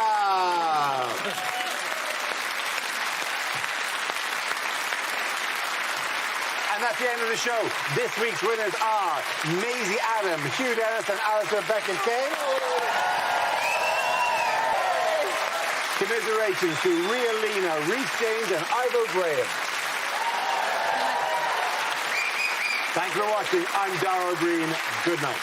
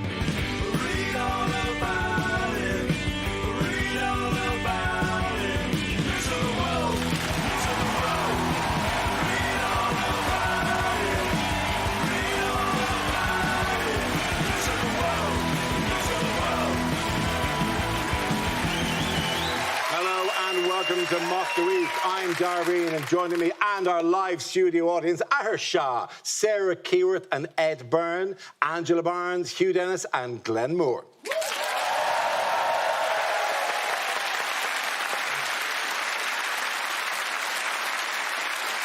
We start tonight with a round called Picture of the Week. I show the panel a topical image and ask them to tell me what's happening. So what's going on here? Oh, it turns out you don't have to wear a helmet if you are one. Is this what a baby born at the beginning of the pandemic looks like now? Was that when he offered to do a demonstration on backpedalling?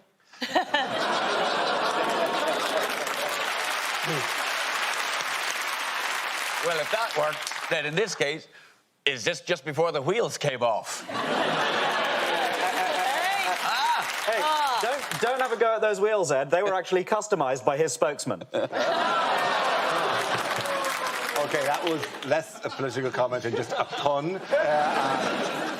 Is he doing a leadership proficiency test? Is this what a gang looks like now my area's got an artisan bakery? It's just as I feared. The country is being led by a psychopath. Oh,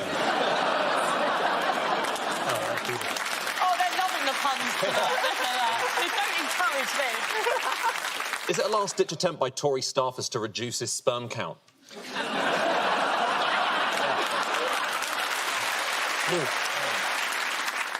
It's good for the environment that he's riding a bicycle, and it's probably good for the country that he's not wearing a helmet. It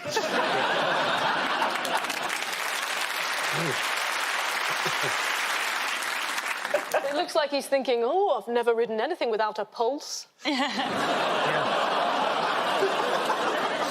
does anyone have the correct answer? It's Boris Johnson, and somehow this photo is leading us to sleaze. I don't know quite how. Sleazy rider. Oh, dear. Yes, this is, of course, UK Prime Minister Boris Johnson. This week, his government has been rocked by various allegations of corruption, and his personal poll numbers have sunk to their lowest ever levels. So, what allegations have there been in this nostalgia 90s Tory sleaze episode of Mock the Week? What have the allegations been? It's the word sleaze that really rubbed me up the wrong way. I don't like hearing MPs use the word sleaze because it's like hearing your dad saying slap and tickle.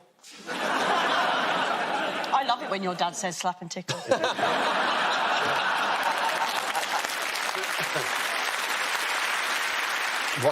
So what happened in the last week? They're worried that it looks like they changed the rules so that Owen Paterson could avoid facing justice over alleged corruption, when in fact they changed the rules so that none of them would have to pay.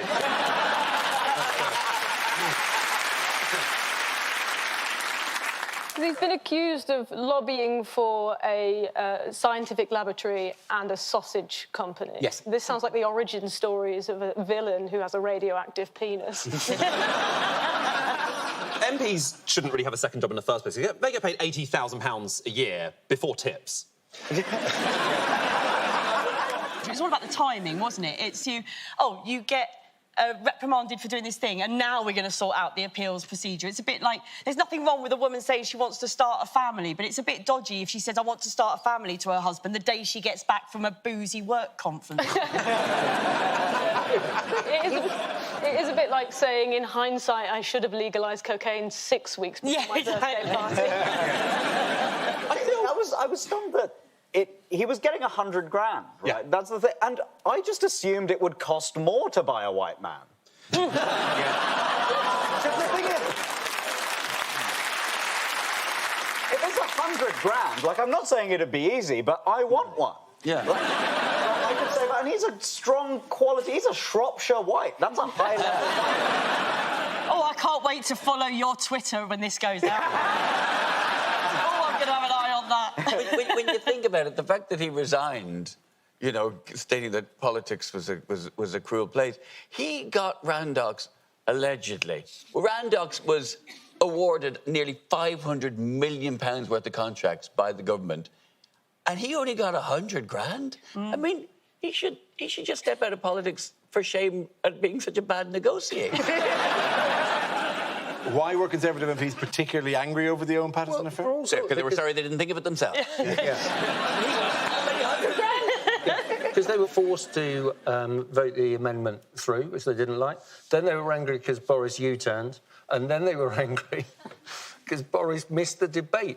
So, about sleaze, which he had caused. And he said that he was in Northumberland and he couldn't get back because there wasn't a train that would get him back in time. But not true, is it, that he couldn't have got home from Northumberland on a train? He could have done the tried and tested method and offered the driver a peerage, couldn't he?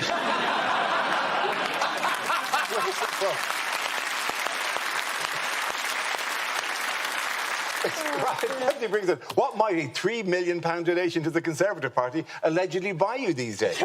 Being a lord is cushy. Like, you just turn up, get paid 305 quid a day for falling asleep. It's basically the opposite of the opera. There are cheaper seats that are more fun. I think about for £900 a year, you can get like a Merlin fast pass to all the parks. And you can wear whatever you want. Like, you don't have to, but you can go in the robe and you go, hello, I am Lord Nemesis of Oblivion. There is so much better stuff you could do with £3 million. You could buy every single seat at a concert and as soon as Elton John walks out, you go, it's just you and me, Elton. September 15th, 2008, you cut in front of a queue at me at Pret. It's my latte, Elton.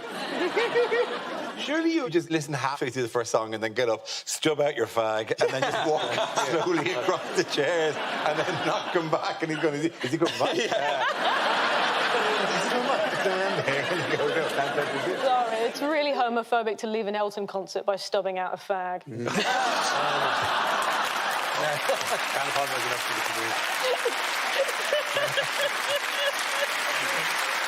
I was the only one who could make that. Yeah.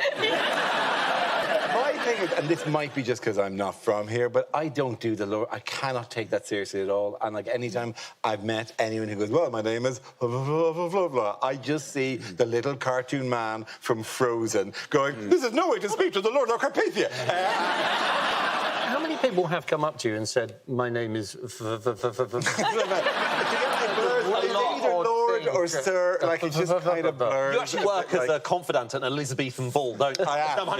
The Duke of Gloucester. I'm the guy, they come to you, please announce me, I am Sir Reginald Defoe, and I go,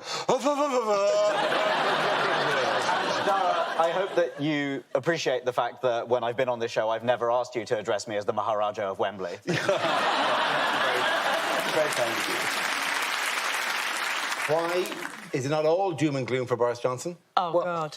Someone made a mural out of hair of Boris Johnson, and it's what I see when I have sleep paralysis.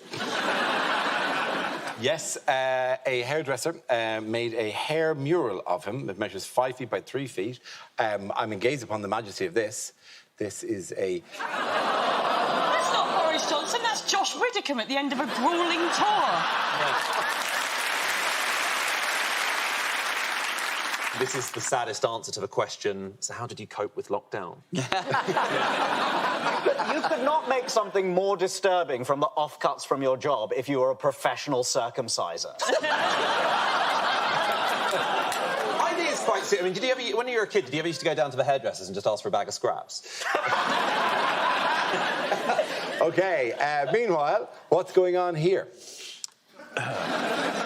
Have you ever tried to get out of a conversation with someone so boring that you try to read a potato? I think...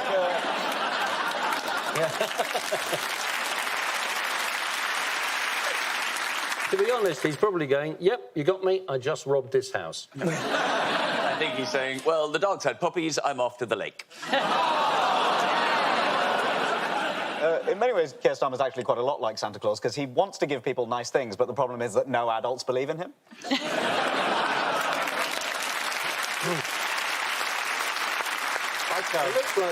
looks like the whoever's wearing the yellow jacket is going, come on, Keir, time to put your collar on.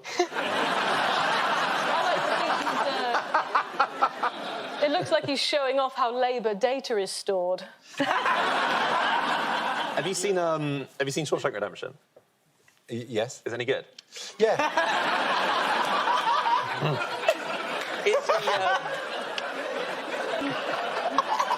Is he just trying to be as popular as the Conservatives and he's off to empty a big sack of shit into a river? I think that he looks like he's starring in a sort of rural soap opera or a Keir Starmer farmer drama, if you will. In other news, why might it be a difficult Christmas this year? Shortages. Yeah. And we've already had plenty of shortages. It was literally only a few weeks ago, I was sat for 3 hours in a petrol station queue, and I got about 2.5 hours in and I started to think, do I really need this car wash? At the end of that round, applause to Angela, Hugh and Glenn.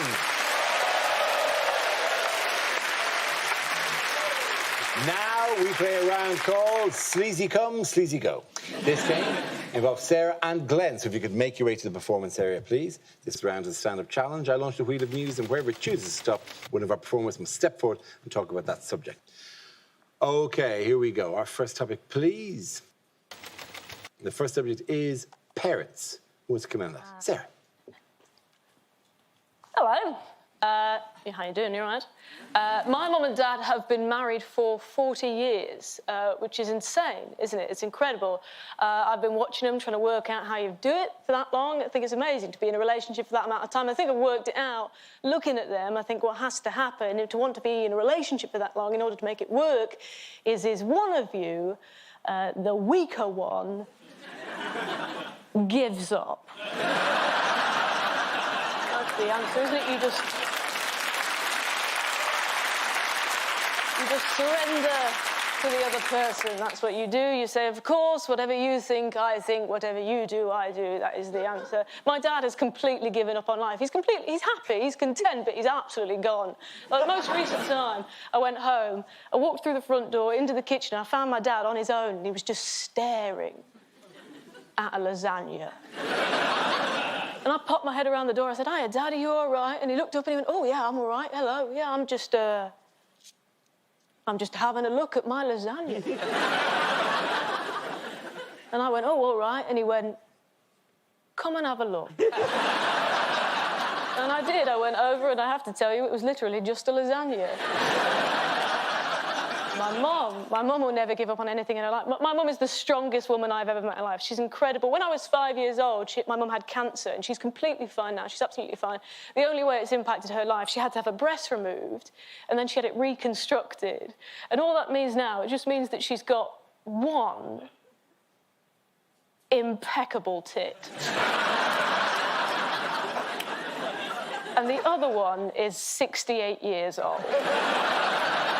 Think about that. That's a double act. It's not fair, is it? Because it's a 23-year-old and a 68-year-old. It's not. The 23-year-old knows that she's a cracking tit. She wants to be out. She wants to be seen all the time.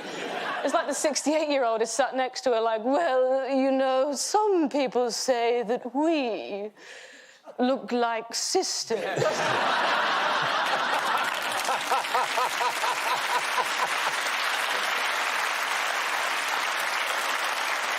Thank you. Some of you might be worried about my mother there. She has actually seen me say that. She came to watch me do a performance. Then afterwards, I introduced her to somebody that she'd never met before, and the first thing she said was, go on then, guess which one's which. She's absolutely fine. Thank you.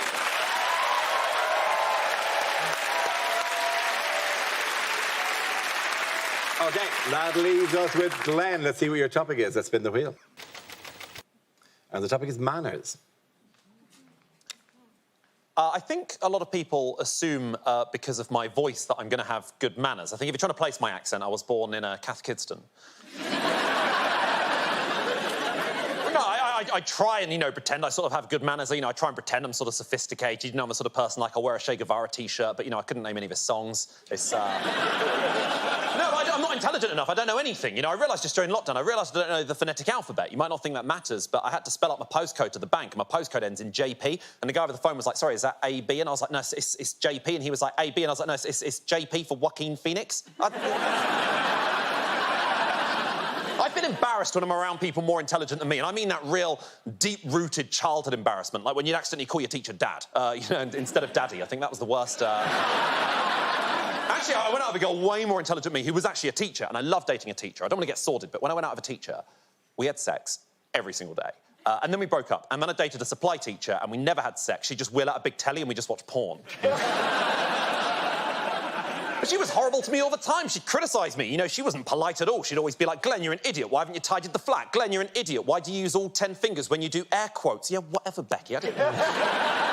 She's horrible to me. She told me I've got a stupid name. I was like, my name's only Glenn Moore. What's wrong with that? And she was like, Glenn Moore, your name's basically just Field. How hard is it to just be polite to people? I don't understand how people are out there being rude to people all the time, just leaving a trail of emotional destruction in their wake like Thelma and Louise in that movie I can never remember the name of. I just don't understand. It's social etiquette. I love social etiquette. Start from the outside cutlery, work your way into the McFlurry spoon. I love everything about social etiquette. I couldn't believe how rude she was to me. It was just unnecessary. She took me out to this restaurant to break up with me. She was horrible to me all the time. And she told me she wanted to break up with me. She said I was too polite, too formal. And she said that to me right in the middle of Wagamother. Just... Thank you very much, Glenn Moore. At the end of that round, the points for Sarah Keyworth. Come on back. Our next round is called If This Is the Answer, What Is the Question? On the board are 6 categories. Sarah, which category would you like? Please, could I have home news? OK, your topic is home news. The answer is over 300,000 a day. What is the question? Is it how many times do I get asked, are you a boy or a girl? Is it how many tablets does Joe Biden take? Is it what is the insurance premium now on the average Alec Baldwin movie? Is it how many miles was considered essential travel for a Tory MP during lockdown?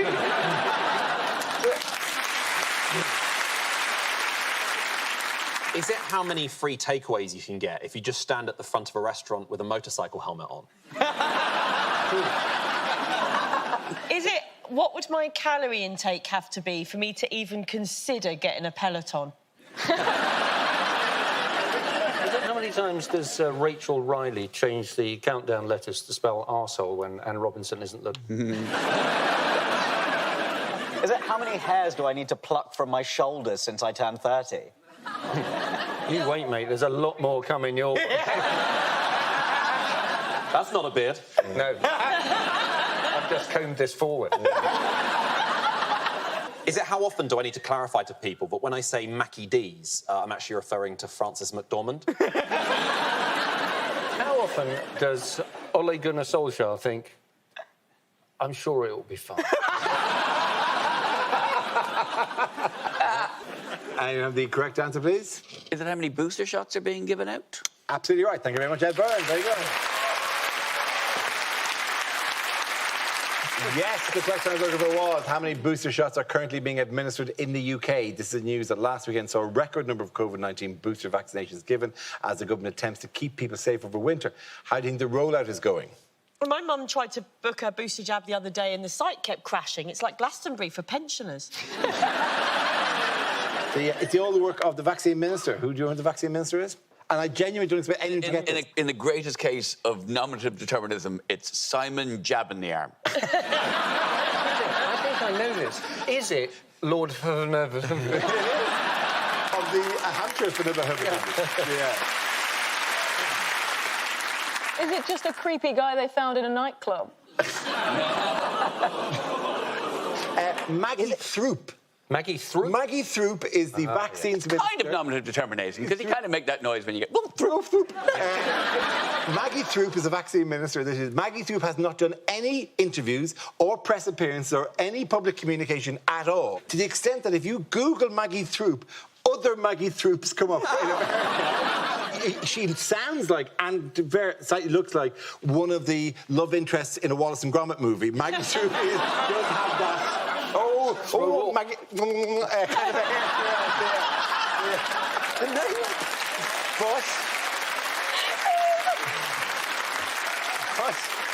But she has literally, she's been the vaccines minister during a pandemic and has done no public. When I went to get my jab, I got in the wrong queue by accident, and long story short, I'm a methadone addict now. Meanwhile, why have some NASA astronauts had trouble this week? Oh, I don't know, Dara. Why don't you tell us, Mr. Space?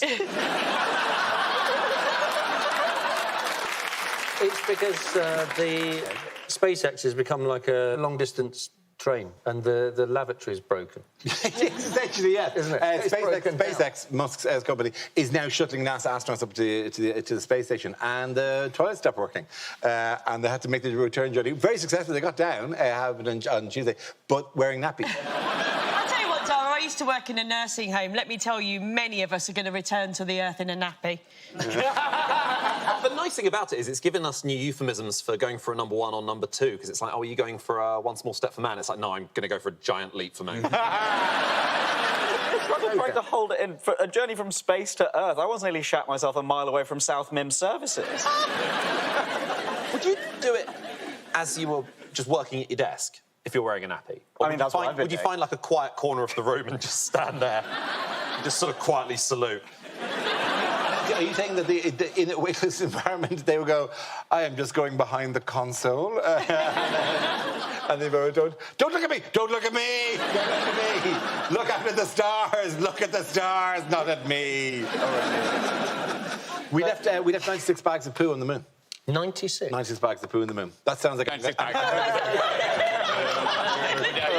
96 bags of poo on the moon. I mean, just to fill the long, boring journey back to Earth. Sorry. 95 bags of poo. Drop it, Buzz. Drop it. We are not doing another 94 bags of poo. Does, you've noticed, does poo kind of degrade on the moon? Is it still there? What happens to poo? No, it get vaporised by the cosmic radiation stuff. It's not still as this pristine Neil Armstrong-shaped little dirt. It's not just sitting there like a Mr. Whippy thing, just perfectly... Is it not? And what kind of bag did they put them in? Come on, Mr. Science. This is not really... I bet Brian Cox will be able to answer these questions. I think it'd be great. I think it'd be lovely while Brian is there going, picture the billions of stars. And you're going, what kind of bag did they poo into? At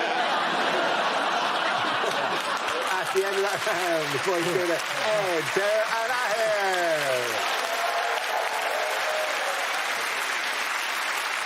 Now we come to scenes we'd like to see. So if everyone can make their way over to the performance area, I'll read out this week's topics and we'll see what our panellists can come up with.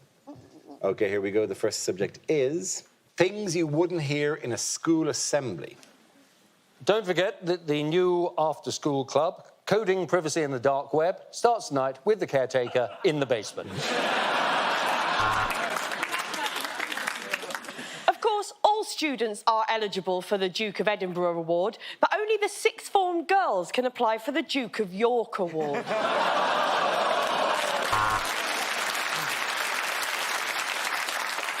As champions of diversity, we are thrilled to announce the appointment of our first ever straight PE teacher.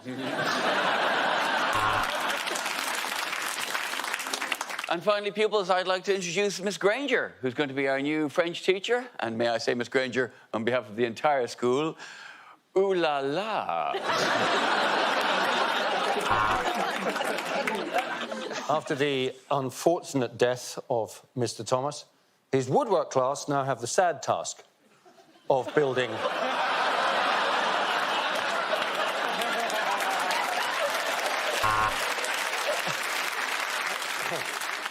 And just as a reminder, that parents' evening is in 2 weeks. So, orphans, time to find yourselves a date.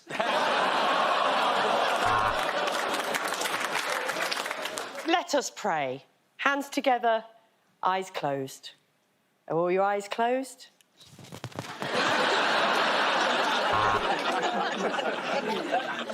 And this morning, unfortunately, Marcus Rashford was declared match fit, so no lunch. So don't forget, if you've got a fit mum, ask her to come on the class trip to Paris. Have you boys been masturbating over the new French assistant? Well, why not?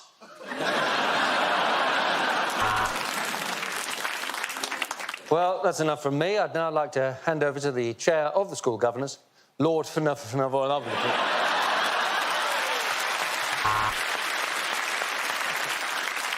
As a reward for this year's outstanding GCSE results, I will reveal which of the teachers have boned. And best wishes, of course, to Year 7's orienteering team, wherever they may be. OK, everyone remember, hands on heads and get on the fucking ground!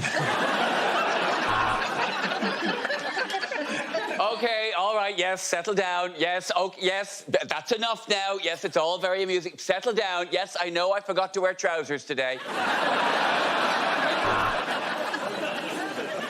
And congratulations to the Science Club, who've just secured a £133 million PPE contract.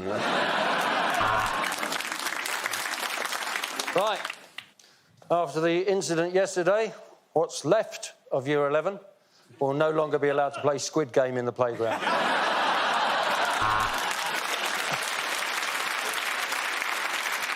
I never thought I'd see the day where my little pupils got this big, but I have taken a lot of ecstasy.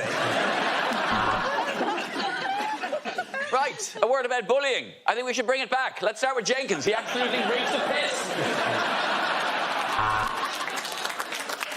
The next topic is unlikely lines from a superhero movie. I am Thor, especially around the penis and balls area.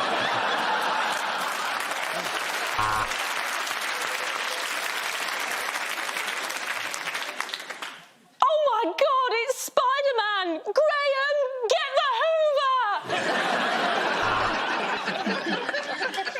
I am Catwoman.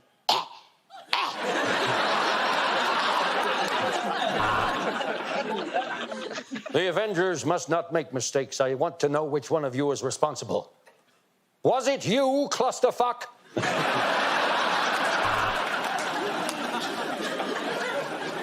My spidey sense is tingling. But just down the left side of my body. Oh, call an ambulance quick.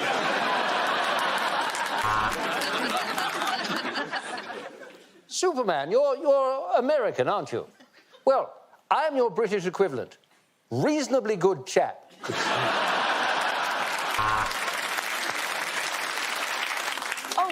No, I'm sorry. It's just that when you asked if I wanted to join Suicide Squad, I didn't realise you meant Al Qaeda.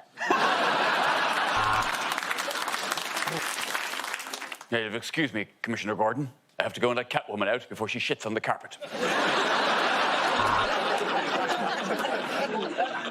Why has the Hulk sent me a picture of a courgette? Oh, you dirty bastard!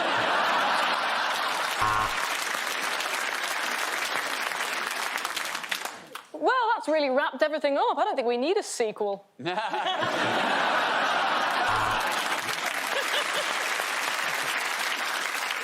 I am Magneto, and even though we're from a different franchise, I'm strangely drawn to Iron Man.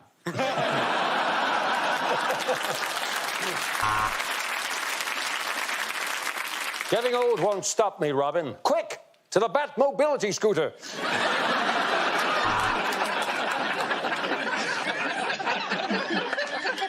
Batman named himself after the thing that he feared most, and so did I.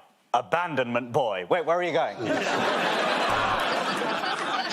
I, Batman, will take you down, Joker. Send tweet. That's my Bruce Wayne account. Shit. Fuck off.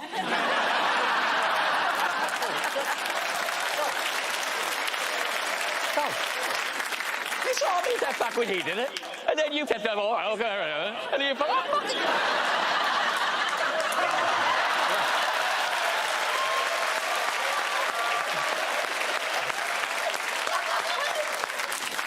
With uncontrollable anger, Ed Byrne becomes the Hulk.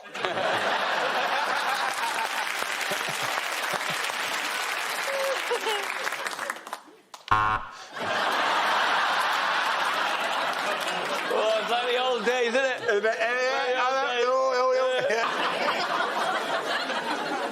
Danger's just over the corner. Fetch me my cape. Oh, God, I'm already wearing it. What am I like? Forget my head if it wasn't screwed on.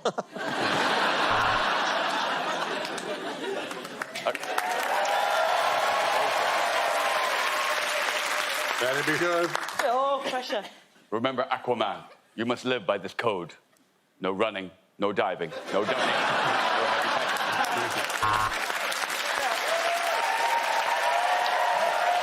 At the end of that round, the points go to Angela, Hugh and Glenn.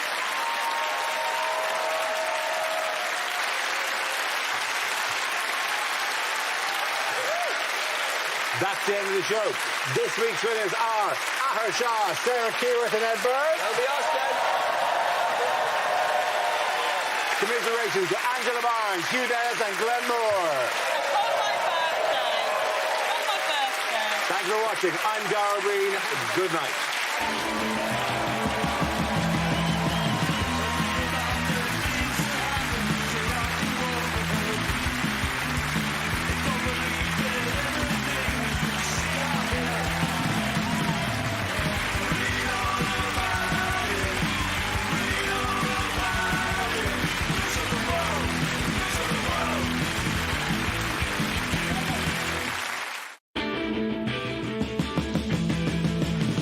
Read about the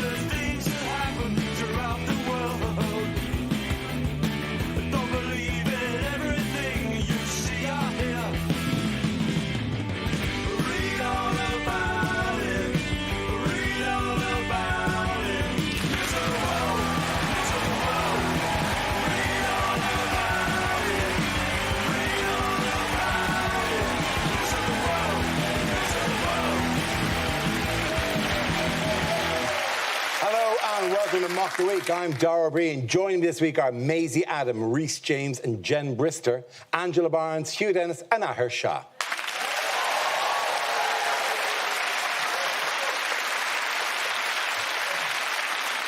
We start with a round called Picture of the Week. I show the panel a topical image and ask them to tell me what is happening. So what's going on here? If you see something that doesn't look right, report it to a member of staff. We'll sort it. See it, say it, sorted. This is the new Fast and the Furious movie. Too fast, too expensive. I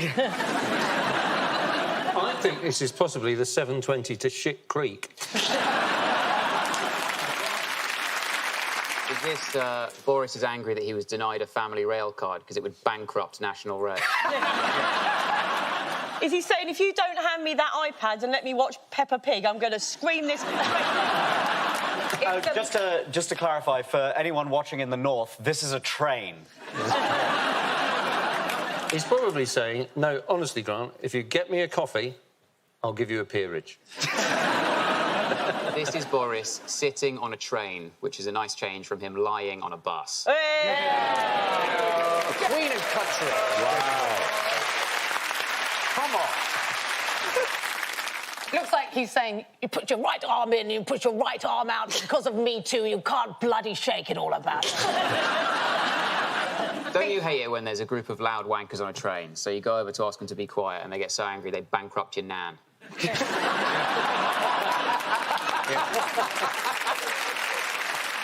can really tell, can't you, how out of touch they are with real people. Look, I mean, they're on a train and not a single M&S snack.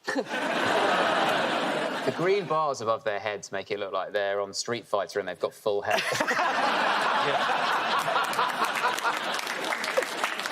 Does anyone have the correct answer? Are we in the correct general area? It's Boris Johnson on the train because he cancelled the eastern leg of HS2. Absolutely right. Thank you very much, Hugh Dennis.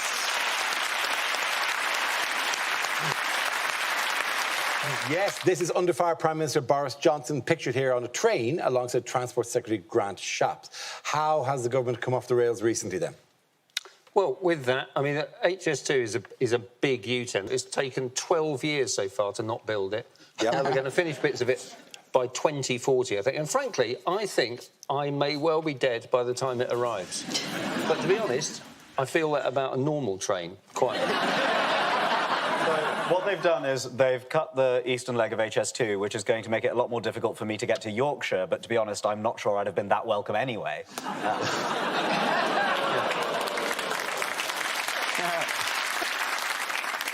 Keir Starmer came out and said that that the north of England has been betrayed, whereas Andy Burnham said, "The North shall revolt, we rise at dawn." I love that Keir Starmer said the north of England has been betrayed. That might as well be what Keir Starmer says if you put a string on his back. That's all he ever says. If you got a Keir Starmer toy for Christmas, it would just be, "The north has been betrayed. Please put me down, I need to self-isolate." They worry so much about speed, but capacity's the problem, really, and I think that's a thing that a lot of men struggle to understand.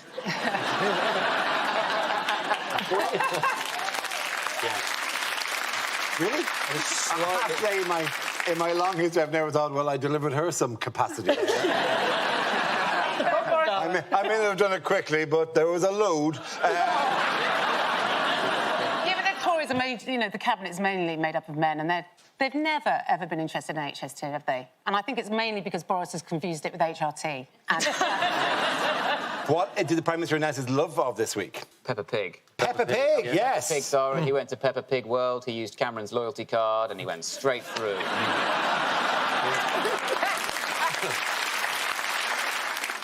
Yeah, did Gammons get in free to Peppa Pig World? I just assumed that being Prime Minister means you're busy. I don't have time to go to Peppa Pig World. Ahir, why would you possibly go to Peppa Pig World? It is very much a case of if you, as a solo, childless male, go to Peppa Pig World, you'll see a lot of people going, yeah, no, he's over at the... he's at the teacups. He's at the teacups. What's he going to do now? Oh, no, now he's in Miss Rabbit's shop of many cash registers. I know my Peppa Pig world. People are angry now that he went to Peppa Pig World and mentioned Peppa Pig in a speech. Wait to see how angry people are in 2 weeks when Daddy Pig's been given the contract for the booster jet. It was, Confederation of British Industry did a speech, which was in the Northeast, and then while, let's say, not nailing the speech, I'd be safe to say, there was 1 second, a 21-second gap where he totally lost his place and said, "Forgive me" 3 times, which is as close to any apology as any of us are ever going to hear. And then he went into the Peppa Pig anecdote, including going to them, "Have you been to Peppa Pig?" to a load of people who live 450 miles away from Peppa Pig land. They go, "No, because there's no trains. We can't."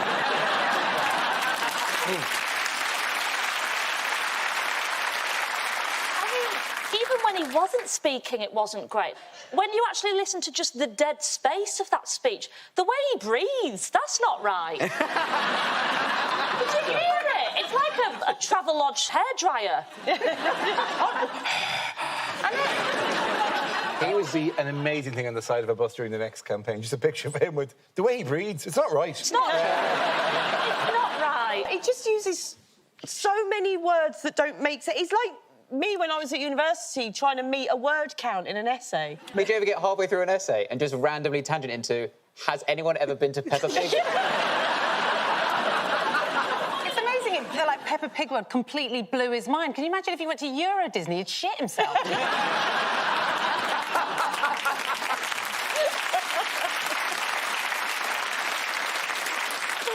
So what scandal has continued to plague Conservative MPs? Oh, they've discovered that some of them are actually members of Parliament. Yes. Yes. A tremendous shock to their employers. It's sleaze, isn't it? It is Just goes sleaze, yes. on and on and on and on and on and on. It's such a disgrace, this second job thing, when you consider the job market, right? There's famously not enough jobs to go around at the moment, and a bunch of Tory Southerners have got 2 each, whereas some poor Northerners like Ant and Dec have 1 between them.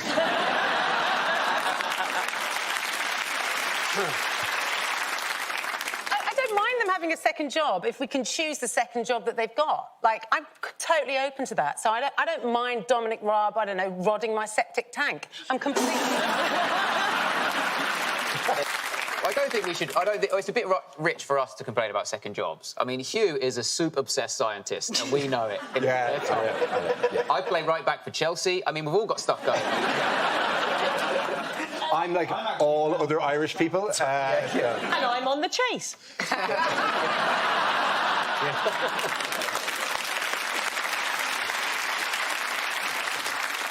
In other news, what is going on here? Is that a photo finish at Sports Day at the Old People's Home? If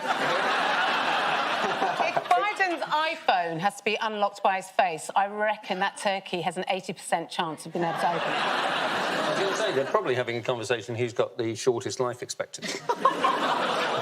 Is it the toughest ever round of blindfolded prostate exam, who am I? I think, actually, it might well be Joe Biden just going, "Now, where has that turkey gone?" In fairness to her, Jill Biden absolutely nailed Halloween this year. Yes, of course, this is US President Joe Biden seen here pardoning turkeys named Peanut Butter and Jelly for Thanksgiving. It's been announced this week that Biden will be running for office again in 2024. But what was historic about President Biden's recent colonoscopy? It was the first colonoscopy in history where they just found dust. You know what I mean? Like, the doctor came out of the room and is like, "We found a Roman coin up there." I don't know how that happened. It was while he was under anaesthetic. Yes. Kamala Harris was had presidential powers for an hour and 25 minutes. Yes, she did. Is the only time a woman has had any presidential power, and you know, the White House was spotless. Sometimes. But surely that's going to keep happening, isn't it, with Joe Biden? Surely, like, every day she's going to end up being president. It's like, oh, he's got an appointment with the chiropodist, oh, he spilt some soup, oh, he's having a tricky poo. If she is president when he's asleep, she is president. They do put you to sleep, though, because when I had a colonoscopy, because I'm a man of that age, I said, "Could I just do this under local as opposed to general anaesthetic?" And the guy who was doing it turned to me and said, "You won't thank me after the first 3 or 4 feet." Oh! They put feet in there?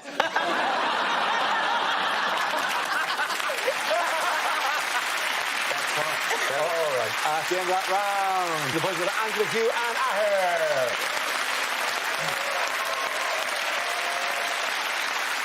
Now, we play a round called HS Too Fast, HS Too Furious.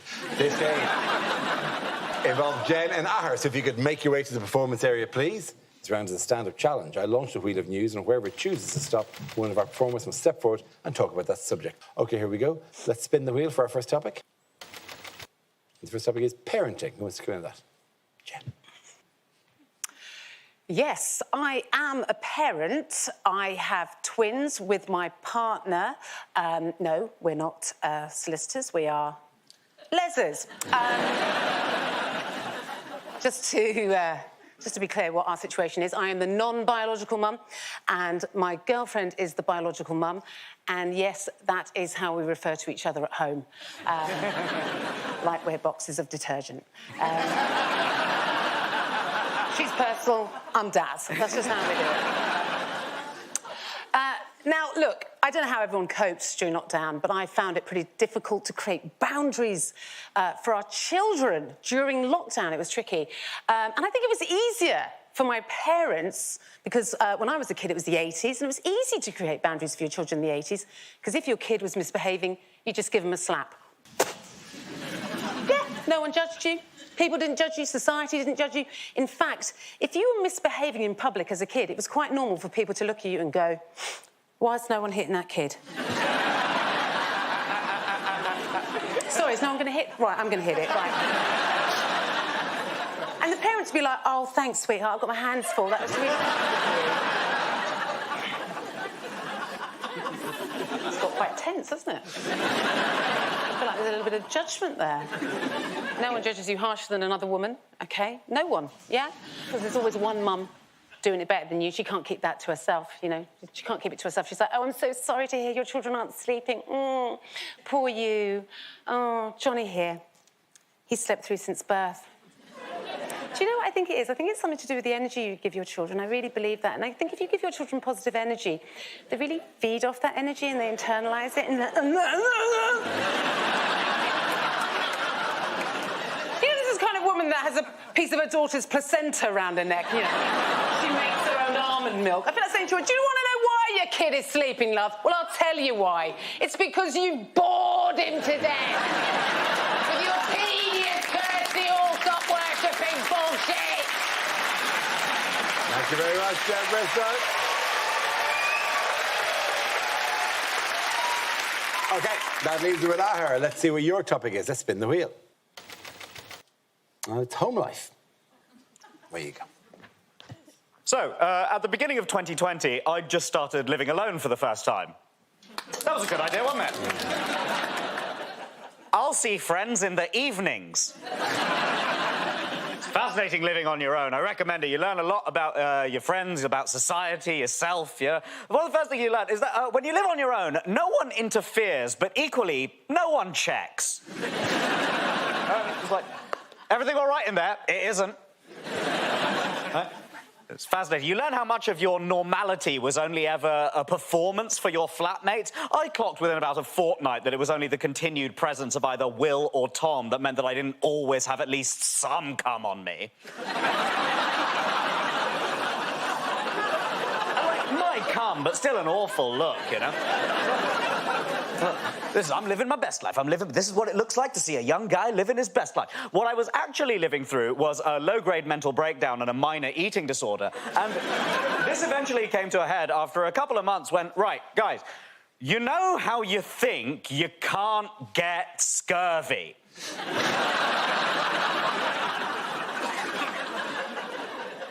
I am here to tell you that if for a period of, let's call it 2 months, very little passes your lips that is not gin or crisps, you can yourself begin to exhibit the telltale signs of scurvy.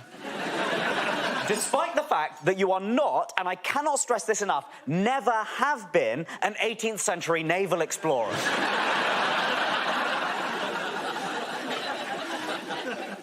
I'd have been fine if I just put lime in the gin? It's fine. I just started buying juice. How bad could it be if the cure's orange juice? But I'm not a doctor. I just look like I'd make an excellent one. Thank you very much. And that round, points go to Jen. Come on back.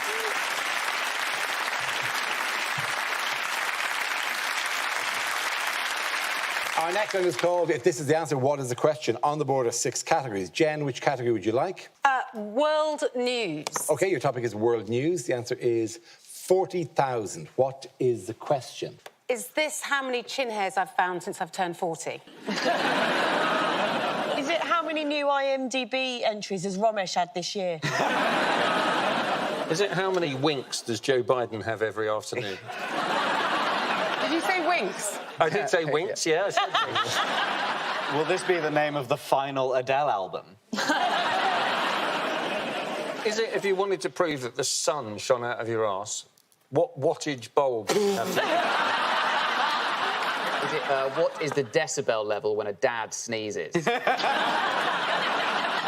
it how many booster shots have we given the Queen? Is it at the start of 2021 how many energy companies there were? Is it how many years old do I feel when I go on TikTok? Oh, please, do me a favour. Is it how many forms you have to fill in if you want to import a sausage to Northern Ireland? Is it how many people a white guy has to kill to get convicted in America?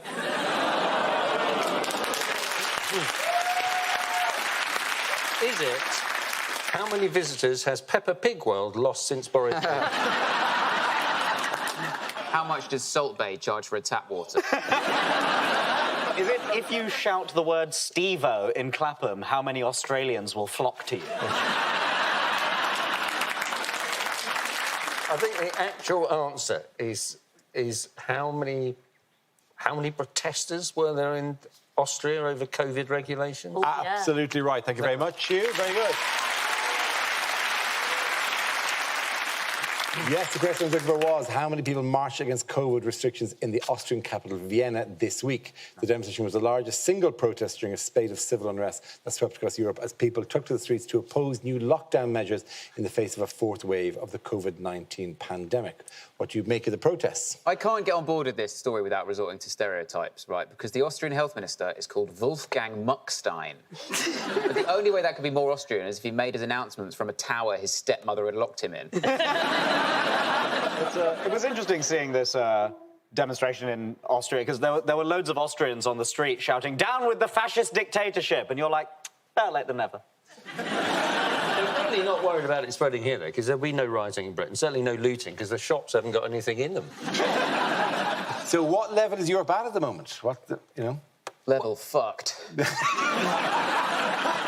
Well, I didn't know the answer, and I just... Yeah, I know. Yes, Europe has a dramatic spike, which for France and Germany has almost brought it to the level that the UK's been at for 3 months.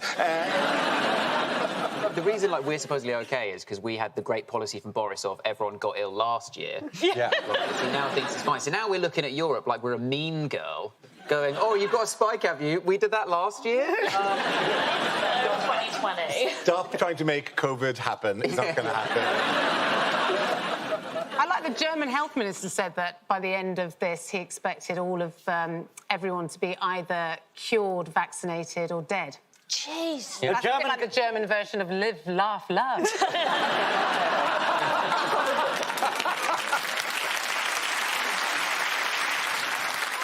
In all these stories, they keep describing Angela Merkel as the outgoing German chancellor, which just makes it sound like she's trying to be really fun on a dating app. All the lockdowns, who wants to party? Look, there are a lot of very angry people because they've been fed a lot of angry stuff for months and months and months. I occasionally, stumble into the crosshairs of people who are really angry about this stuff, particularly with the vaccine things. At the weekend, I got one because apparently I did a photo shoot once in which I do this. I have one hand on my eye, or I look to this, because you get bored during photo shoots.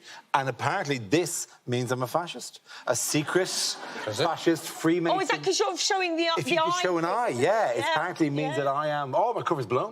I'm not imagine them just seeing somebody, you know, on a bus, like going with a baby, like, whoop, whoop, oh, you're radicalising a toddler. I'm a fascist, not a fascist. Oh, I'm a fascist, not a fascist. Where is it the symbol of it? Where is that? I don't know if it's a fascist or Freemason, because any time I tried to ask them, they just went, no, we're not talking to you about this. I think, is it an Illuminati thing? Is it an With the Illuminati? eye? Oh, It's an is it? Illuminati thing, I think. And if you're, like, framing your eye... Am I part of the Illuminati? I think you might be, Dara. Oh, don't go... Is there like a badge? Do I get a little card? It's the Illuminati, not the brownies. How has the TV ad for supermarket Tesco upset some people? Because it shows Santa Claus showing a vaccine passport in an airport, not in the supermarket, in an airport where you do have to show a vaccine passport. But people, the anti-vaxxers got all upset about them. And I just say, well, they should have seen the earlier version where Mrs. Claus died on a ventilator. It's so easy to wind people up, isn't it? It's not to angry really fast, yeah. I sent in a complaint. This advert's ridiculous, OK? A couple of reasons. First of all, he doesn't need a vaccine passport. This is a man famous for sneaking, OK? He knows how to get around that. Secondly, he drives a sleigh, doesn't go through airports. And thirdly, the main thing I was livid about, he's got a phone. I've been writing him fucking letters.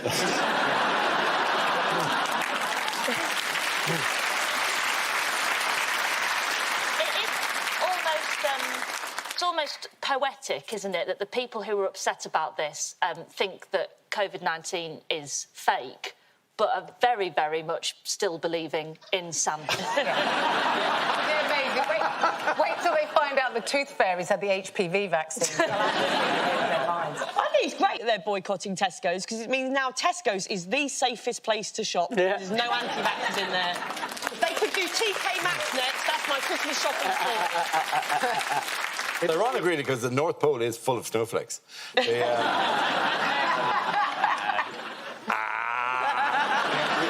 a bit of a laugh down the Freemasons Lodge about that. You're so subtle when you see each other in the street. Hello, Barry. Hello, Nora. See you down the old bang, bang, run the world. The only group you've just joined with that is the Pirates of the Caribbean. Also, if you do keep doing that, Dara, you are going to confuse a lot of lesbians as well. So. Oh, my God, does this mean I'm now lesbian? You're a lesbian Freemason. How do you feel? Jesus, you've just let every lesbian in Britain know that you like scissoring. Is that the scissoring code? Is there a scissoring code? Holy crap, no, Reece. Oh, my God.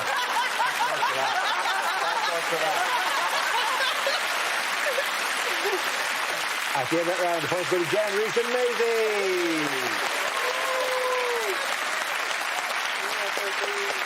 Now we come to scenes we'd like to see. So if everyone can make their way over to the performance area, I'll read out this week's topics and we'll see what our panels can come up with. OK, here we go. The first subject is things you wouldn't hear on a quiz show. Welcome to A Question of Sport. Question 1. How the hell did Paddy McGuinness get this gig? And if you do win, what will you spend the money on? Plastic surgery, I imagine. Next up on Naked Attraction, it's the bonus round. I said bonus. Well, welcome back to the Wheel of Fortune Celebrity Special, where Greta Thunberg has won an SUV, a patio heater and 2 flights to America.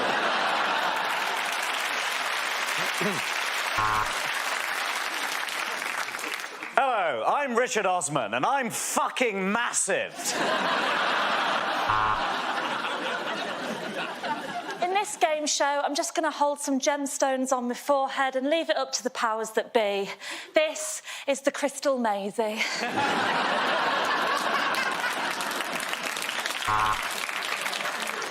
You opted to text your lad's WhatsApp group instead of phone a friend. Are you sure your final answer is shut up, you nonce?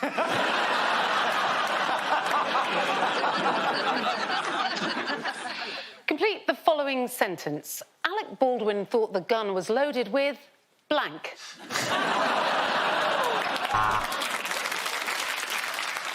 We asked for things a doctor might find in a rectum. You said cucumber. Let's see if it's up there.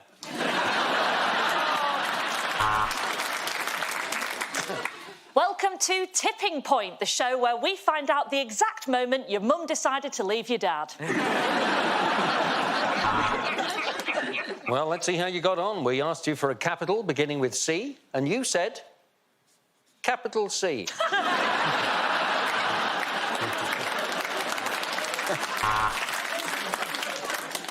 Dwayne The Rock Johnson, Lord Voldemort, and Dara O'Brien. Welcome to Eggheads.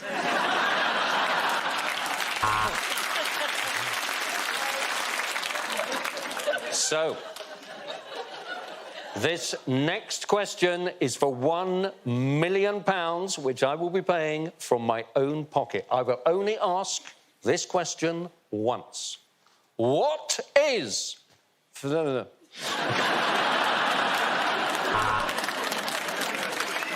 Now it's time for Would I Lie to You, starring O.J. Simpson, Bill Clinton and the Vote Leave bus.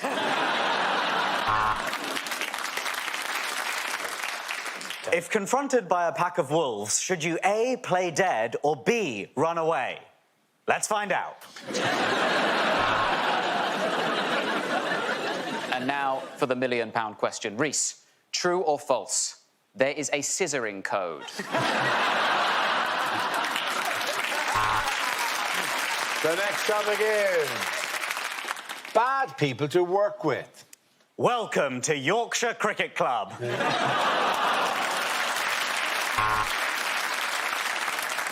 I'd give it a couple of minutes if I was you. Or maybe use another lift.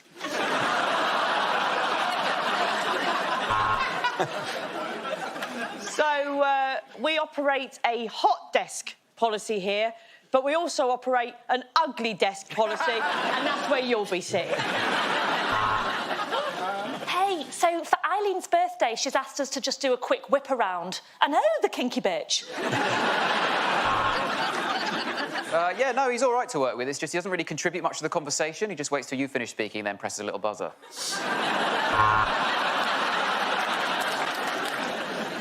Yeah, that's a funny thing about me. I don't eat sardines, but I do smell of them.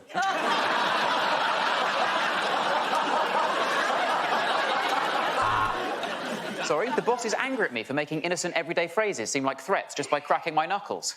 Well, I'm going to send him a message. I'm actually quite anal, so stationery-wise, pencils, rubbers, paper clips, all of that goes right up my arse. Oh, I'm so glad that you've all enjoyed the bread that I baked for you. I made it with yeast from my own urinary tract infection.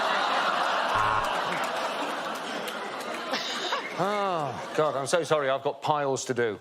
If I can find my cream.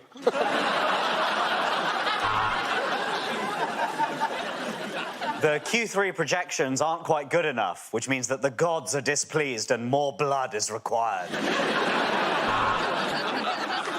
My biggest weakness, probably my honesty.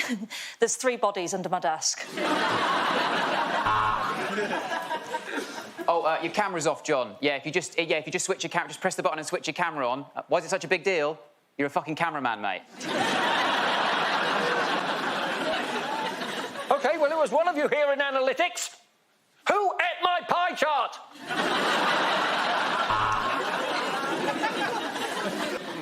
Sorry, do you mind if I have tomorrow off? I just checked my diary and it's my Dolmio day. We have a zero-tolerance approach to bullying, so you fat, specky twat, you're going to have to leave. We're in a paper-free office, which is where I like to work my ass with my hand. Lovely to meet you. At the end of that round, the point's going to Jen Reese. Amazing!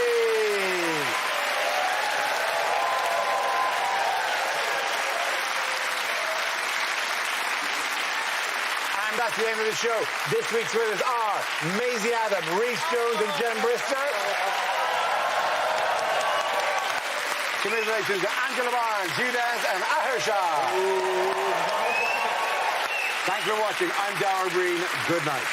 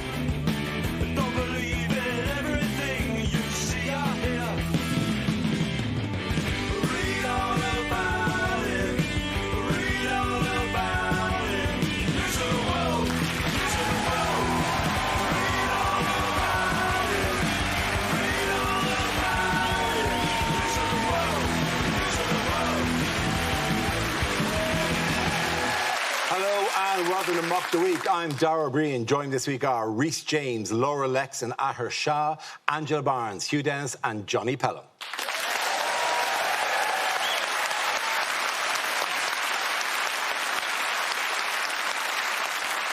We start with a round called If This Is the Answer, What Is the Question? On the board are 6 categories. Johnny, which category would you like? Home news, please. Lovely stuff. Your topic is home news. The answer is over 30. What is the question? Is it, at what point does an orgy stop being fun and becomes a logistical nightmare? Is it what words are being drummed into Prince Andrew?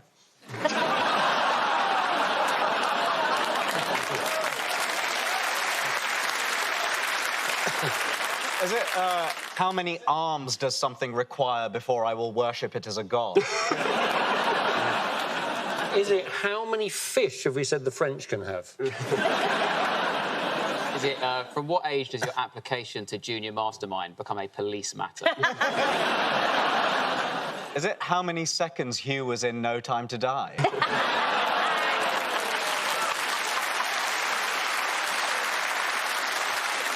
That is correct. Is it, on average, when you go in your handbag to get your keys out, how many tampons come flying out with it? Oh, preach. If you're a woman, from what age can Leonardo DiCaprio just not even see you? Is it what will Adele have to call all her future albums? Is it how many A-levels suggest you've spent most of your life in prison? Is it, guys, how many sleeps until Christmas is cancelled? Is it, Dara, how many times have I tried to say I'm sorry? Is it the number of sexual offences Priti Patel has managed to style out? Is it how many children has Boris Johnson admitted to? I think it's how many he's got left in him. How many photos does my mum have of her on holiday in front of a restaurant with the same name as one of me or my brother? Is your brother's name McDonald? Does anyone have the correct answer? How many mutations are there in Omicron, the new variant of COVID? Absolutely right. Thank you very much, Hugh.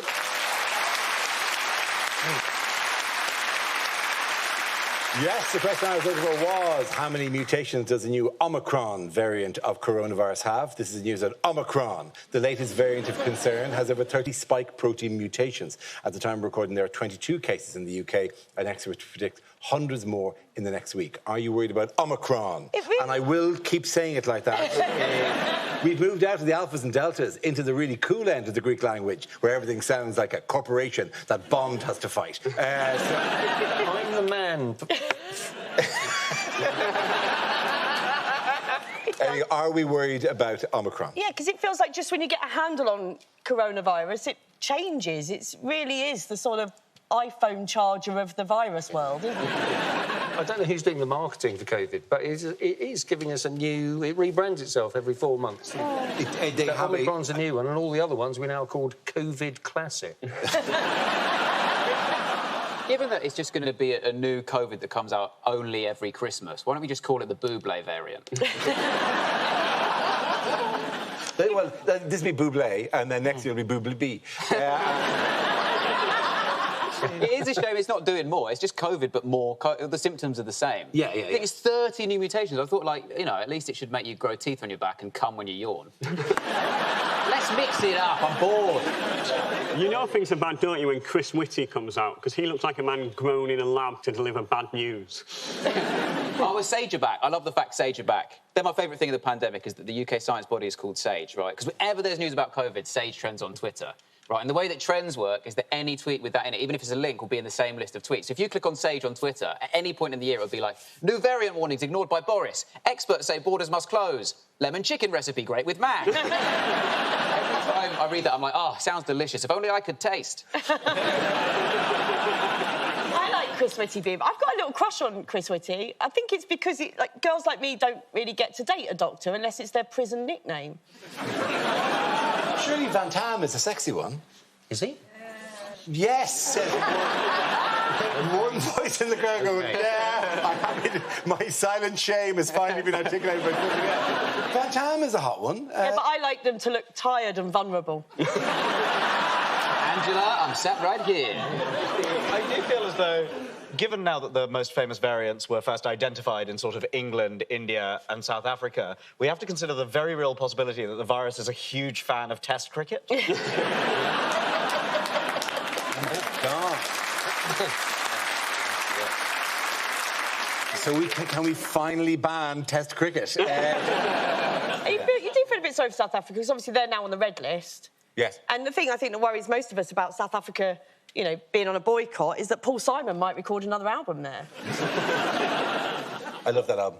Back Sorry, away. I'll take it. Back away. So do I really, Dara. It's just jokes. No, there's jokes in there. There's just being mean. Be fair, South Africa has a cracking record in noticing variations. Don't you think, given the time of year, we should have changed the name of the red list to the naughty list?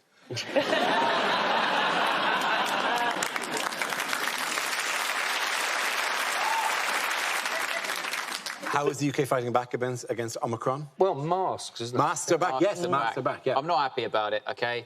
Because, look, I understand why we've got to do it scientifically, but when we were wearing masks, I didn't get ID'd for a year, OK? You've got to understand, Dara, I get ID'd for Gaviscon and Hubba Bubba, OK?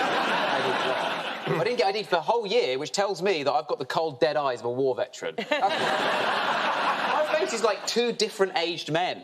One, like, if you just look at me there, just there down, and she's, oh, hello, mister, I'm just a little boy. Please don't pop me balloon. And then you go there, it's just like, I'm not paying to heat the whole street. Close the window.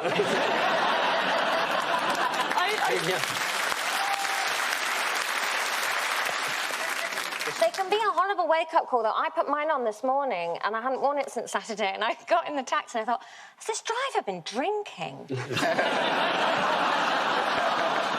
What has Boris Johnson announced will be better this year? The quality of cocaine?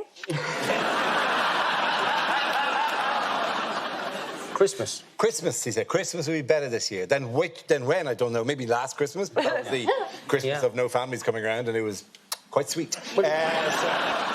And Christmas was brilliant last year, wasn't it? Like, I got to sit in my pants and play my Xbox rather than have a challenging conversation with my gran about immigration. I had a great time last Christmas. I invented the Jaeger whiskey Chablis bomb. He's saying there's not going to be a lockdown. But this is the same guy who said there's not going to be a lockdown 6 other times pre-lockdown. Yeah. So, as soon as he said there's not going to be a lockdown, I went out and stockpiled, OK? It was me last time, it was me this time. Fuck all of you, I don't care. Stockpiled everything. Rice, pasta, toilet roll. I got all the toilet roll. I got the cleanest arse in the business. And then I went home and did part 2 of the plan, which is I booked up all the December delivery slots on Sainsbury's. This is how I get rich. As soon as he announces the December lockdown, I launch my own home supermarket, Reece Jamesbury's. OK? That's why I'm a millionaire. They keep coming into the front door, you sell out the back door. Yeah. That's the way it works. 100%. And his back door's very clean, because of all the... Moving on, how were drinkers in the Tan Hill Inn in Yorkshire affected by Storm Arwen? They had a mother of a lock-in. They had. How long was the lock-in? And it was about 3 days. Yes, it was a 3-day lock-in. The best bit was they were locked in with an Oasis tribute band. But they decided just to roll with it, because, you know, they're going to live forever anyway. Do you know what the band are actually called? The band were called Noasis. What are they now being referred to as? Snowasis. Snowasis.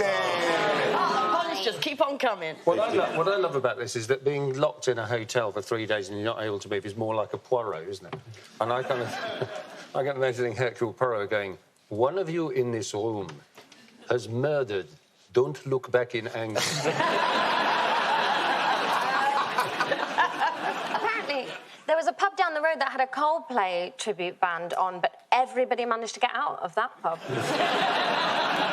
It's not that impressive. I mean, they were in the pub for a few days. There's a guy at my local Spoons who's definitely been there at least a decade. Is that a bowl of soup on the table? I wonder if they got a roll with it.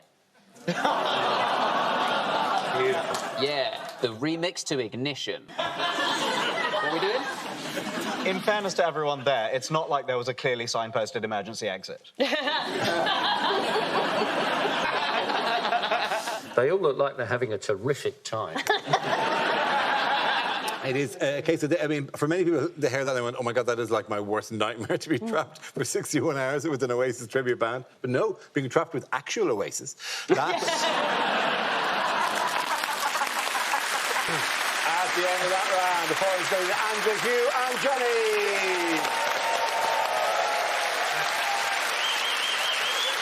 Now, we play a round called Omicron. Gotta catch 'em all.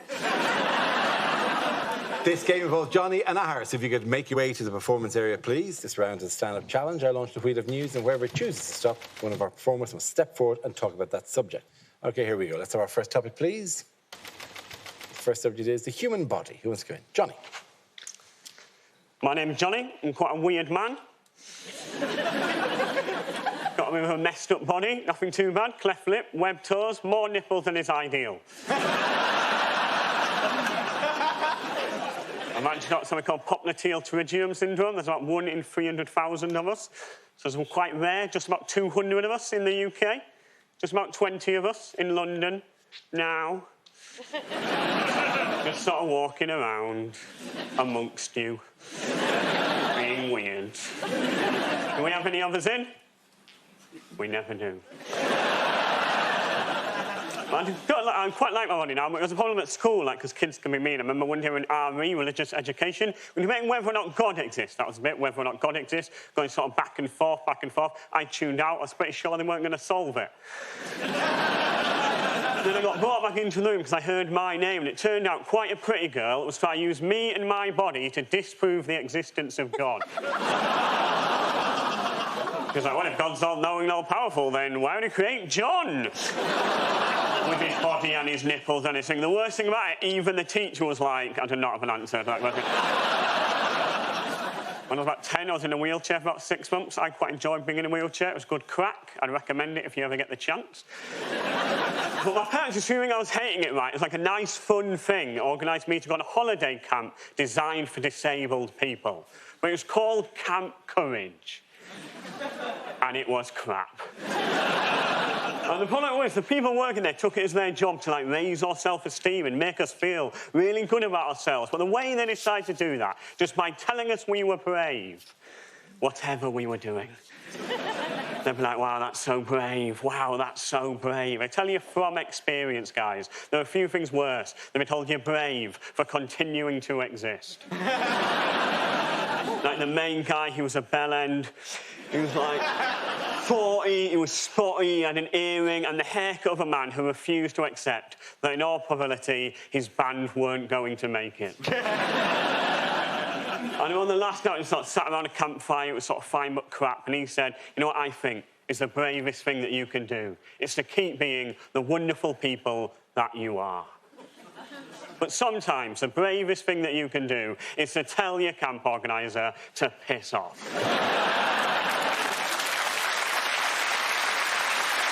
Even if it does mean that you have to spend 20 minutes on the naughty ramp. Thank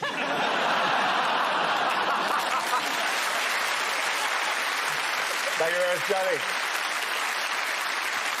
That leaves me with Ahar. Let's see what your topic is. Let's spin the wheel. And it's nationality. Ahar. So, I am British Indian, or Alpha Delta, as we're now called. I'm a British Indian, but my dad is Indian, right? He's aggressively into it, too much, to the extent... My dad has lived in various Western societies for over 4 decades now and has steadfastly refused to integrate into any of them, but he's not Muslim, so no one minds. This is how little my dad's bothered to learn, right? When I was 8 years old, my dad ran downstairs with a piece of paper covered in my handwriting, and he took this paper and he thrust it towards my mother, and he said, "Ulka, look at this poem that I found in little Ahir's room. Oh, he's a genius, writing poetry like this, aged only 8. He's a troubled boy, to be clear from the tone of the poem. But you read this poem, you tell me that our 8-year-old son isn't a genius." And my mother took this piece of paper, gave it a quick once-over, looked back at my dad and said, "Vikram, these are the lyrics to Bohemian Rhapsody." The single most famous song that has ever been written in the English language. And my dad was like, "Well, it's English. Why would I ever have bothered to learn that?" He just said, "Freddie Mercury's sort of Indian." And he was like, "I'm immediately interested." But, in his patriotic fervour, my dad suggested that I apply to become something called an Overseas Citizen of India, an OCI. It's like a dual nationality thing. And I took him up on the suggestion, and I applied, and I got it. I enjoy being British, but I've read the news, and I can take a hint. Right? Well, I applied, and my favourite part of doing so was the online application form. This is where the paranoia of the Indian government met the bureaucracy of the Indian government, met the technological ineptitude of the Indian government. And it is the most fun I have ever had in normal browsing mode. They started off so innocuous. They were just like, first name Ahir, surname Shah. What are your mother and father's names? Vikram and Ulka Shah. And where were they born? Was it Pakistan? What industry do you work in from this drop-down menu? And what is your annual income band? How often do you wear green?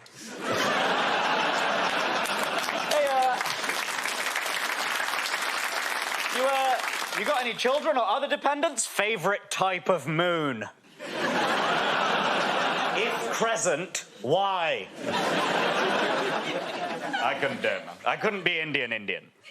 If I have to live in a country that's so pointlessly hostile to Muslims, it might as well be here. It's closer. Thank you very much. OK, at the end of that round, points go to Johnny. Come on, thank you very much.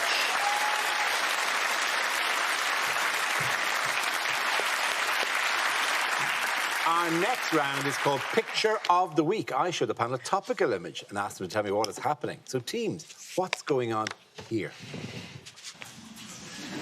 Is he on the phone saying, "I don't know who you are, and I don't know what you want. Would you like to be in the shadow cabinet?" That's Keir Starmer going, "Oh, what? I have to self-isolate again?" No, he's saying, "No, there's nobody called Ivor Tiny Dick on this number." Is that you, Jeremy? Did someone from a call centre just hang up on him for being too boring? Is he phoning lost property to see if the end of his finger's been handed in?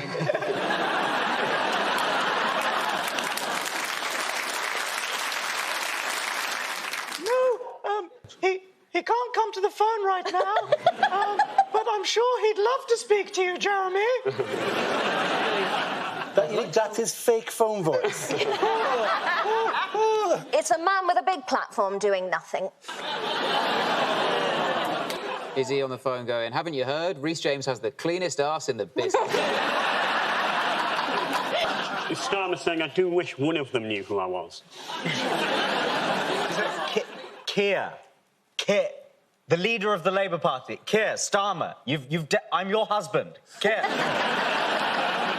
Yes, this is Labour Party leader Sir Keir Starmer. What did Sir Keir do during a speech by Angela Rayner this week? He had a reshuffle. He had a reshuffle during the speech. And you've got to feel a bit sorry, though, for the shadow Home Secretary who has to shadow a woman who literally casts no shadow.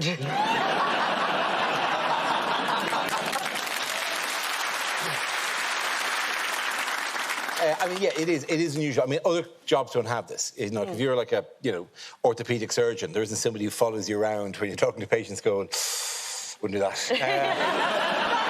That is the problem with the shadow cabinet, is that they're so sort of featureless and like we don't know their names, do we? And if I want to find out about what a load of people I don't know the name of are doing for a job now, I just ring my mum.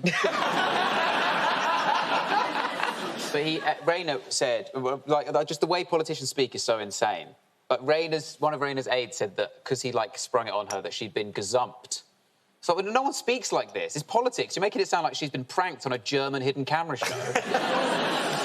There's camera right there. These are all actors. You've been gazumped. That would make sense, though, because I'm fairly sure Angela Rayner is being played by Catherine Tate. They should get she's quite like Catherine Tate. In many ways, she's like Adele as well, in the sense that she cannot be shuffled. If you know that story about Adele, that's a quality joke. Do you think Angela Rayner has paid the photographer? Why did the French government disinvite Priti Patel from a meeting about the migrant crisis? Because she's awful. I mean, that picture isn't helping. I can imagine nothing more satisfying than telling Priti Patel she's not allowed in.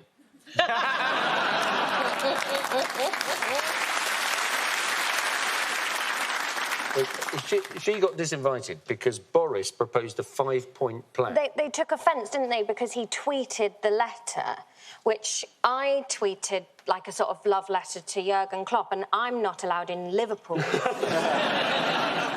The French said the tweet was mediocre in terms of content and wholly inappropriate as regards to form, which is really just a perfect description for Boris Johnson as a human, really. So, I mean, is it catching fire? And is the anti-French sentiment? Are you feeling any kind of sense of... I hate the bastards. I think the level of just general hostility towards migrants in this country, and these migrants in particular, is absolutely baffling. Like, they're already basically assimilated into the British way of life in that they don't want to be in France either.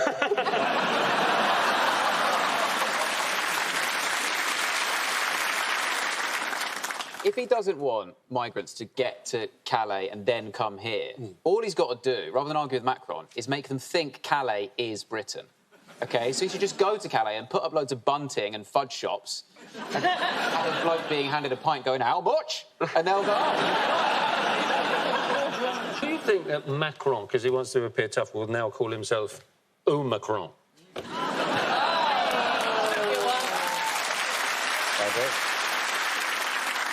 In other news, and very much my story of the week, why do young men commit crime, according to one Tory MP? Is it because of systematic underfunding of schools, social clubs and parenting support? No, but an interesting answer. Not the correct answer. Is it because there's a female Doctor Who? That's exactly it! Oh, my God. The thing that's Doctor Who seems such a weird example for him to use. He's basically saying that because Doctor Who's a woman, it means that young men don't have a male role model, and so they're more likely to go and commit crime. Now, look, I love Doctor Who fandom. Not one of the Doctor Who fans have I ever met was going, well, really, it was a toss-up between this and carjacking.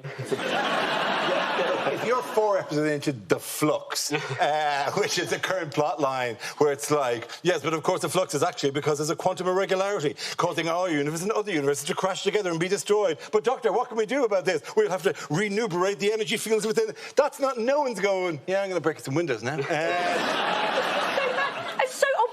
You haven't got any role model. I grew up in the 80s. I had no female role model. The only female role models on the telly in the 80s were Margaret Thatcher and Barbara Windsor, and I still can't shut down a mine without my bra falling off.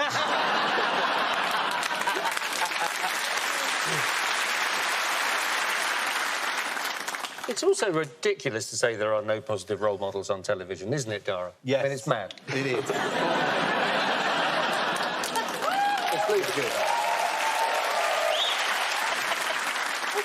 When your hypothetical argument is based on, like, listing James Bond, who is still not a woman. And it's also not a good role model for boys anyway. Oh, I remember all those kids, like, he's a murderer. Like, no! Well, let's put it this way, he doesn't stop certain people getting murdered.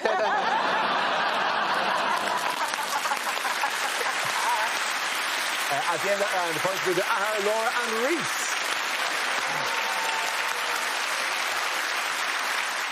Now we come to scenes we'd like to see. So if everyone can make their way over to the performance area, I'll read out this week's topics and we'll see what our panelists can come up with. Right, here we go. The first subject is lines you wouldn't hear in kids' films and TV shows. Honey, I shrunk the kids. I really shouldn't have smoked when I was pregnant.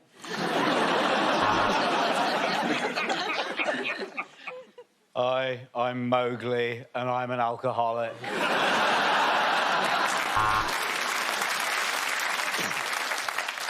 Yes, I may be from Peru, but I'm certainly not carrying drugs, said Paddington. Why are you putting the rubber glove on?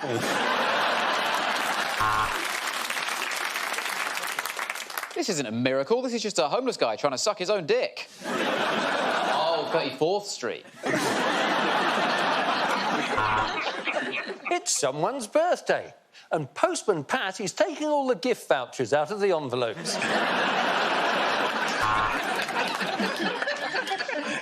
Come on, Peppa Pig, let's go meet Uncle Eric at the abattoir. More? You want more? This is the Victorian era, Oliver. Rashford can't save you here.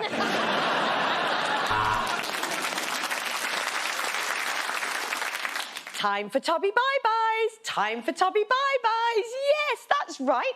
We're going to turn off Tinky Winky's life support.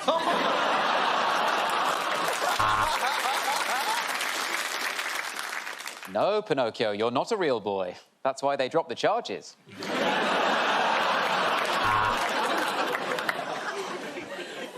He says it's tubby custard, but I'm not sure.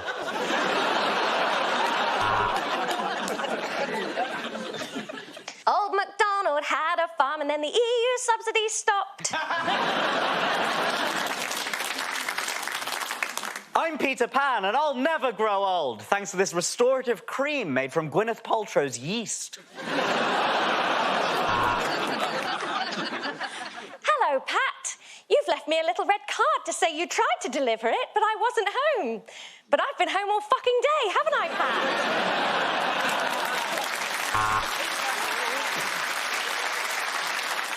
Bad news, Scoob! The janitor's out of prison and we have to go into witness protection! Dora the Explorer, a girl whose name rhymes with her passion, who is much more popular than our other character, Deedophile. I apologise immediately, I'm so sorry. Noddy just kept on nodding. He was off his face on ketamine. Oh, the grand old Duke of York. Oh, actually, kids, no. No. OK, the next topic is unlikely chat-up lines. Hey, are you the Bank of England? Because you're showing me reduced interest and it's really starting to stimulate growth. Oh, Reese, I'd love to come home with you. I've heard you've got the cleanest arse in London. I'm not suggesting we have sex in a car park. I'm suggesting we have sex in an M&S car park.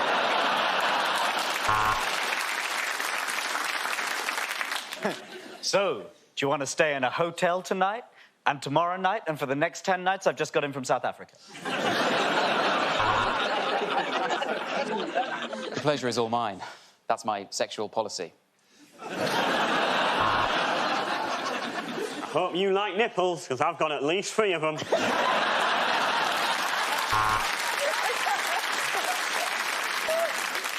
I used to go out with a guy that every time he had an erection, like a loud buzzer would go off.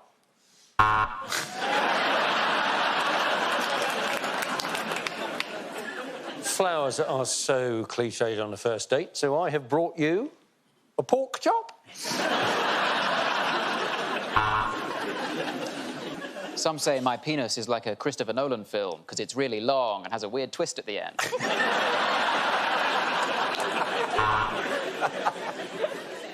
Oh, it is a gun in your pocket. Fuck! Yes, that is Lynx Africa.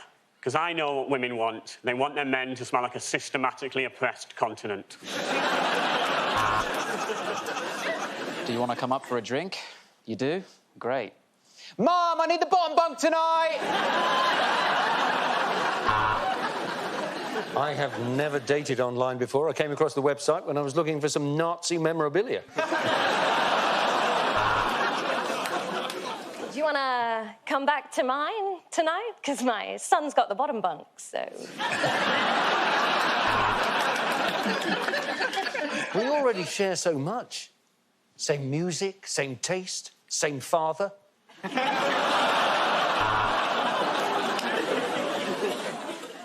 Oh, you're like a fine wine. The more of you I drink in, the limper my dick gets. They call me the Wi-Fi because I'm not strong in the bedroom and I go down on you during Zoom meetings. At the end of that round, the points go to Angela, Hugh and Johnny.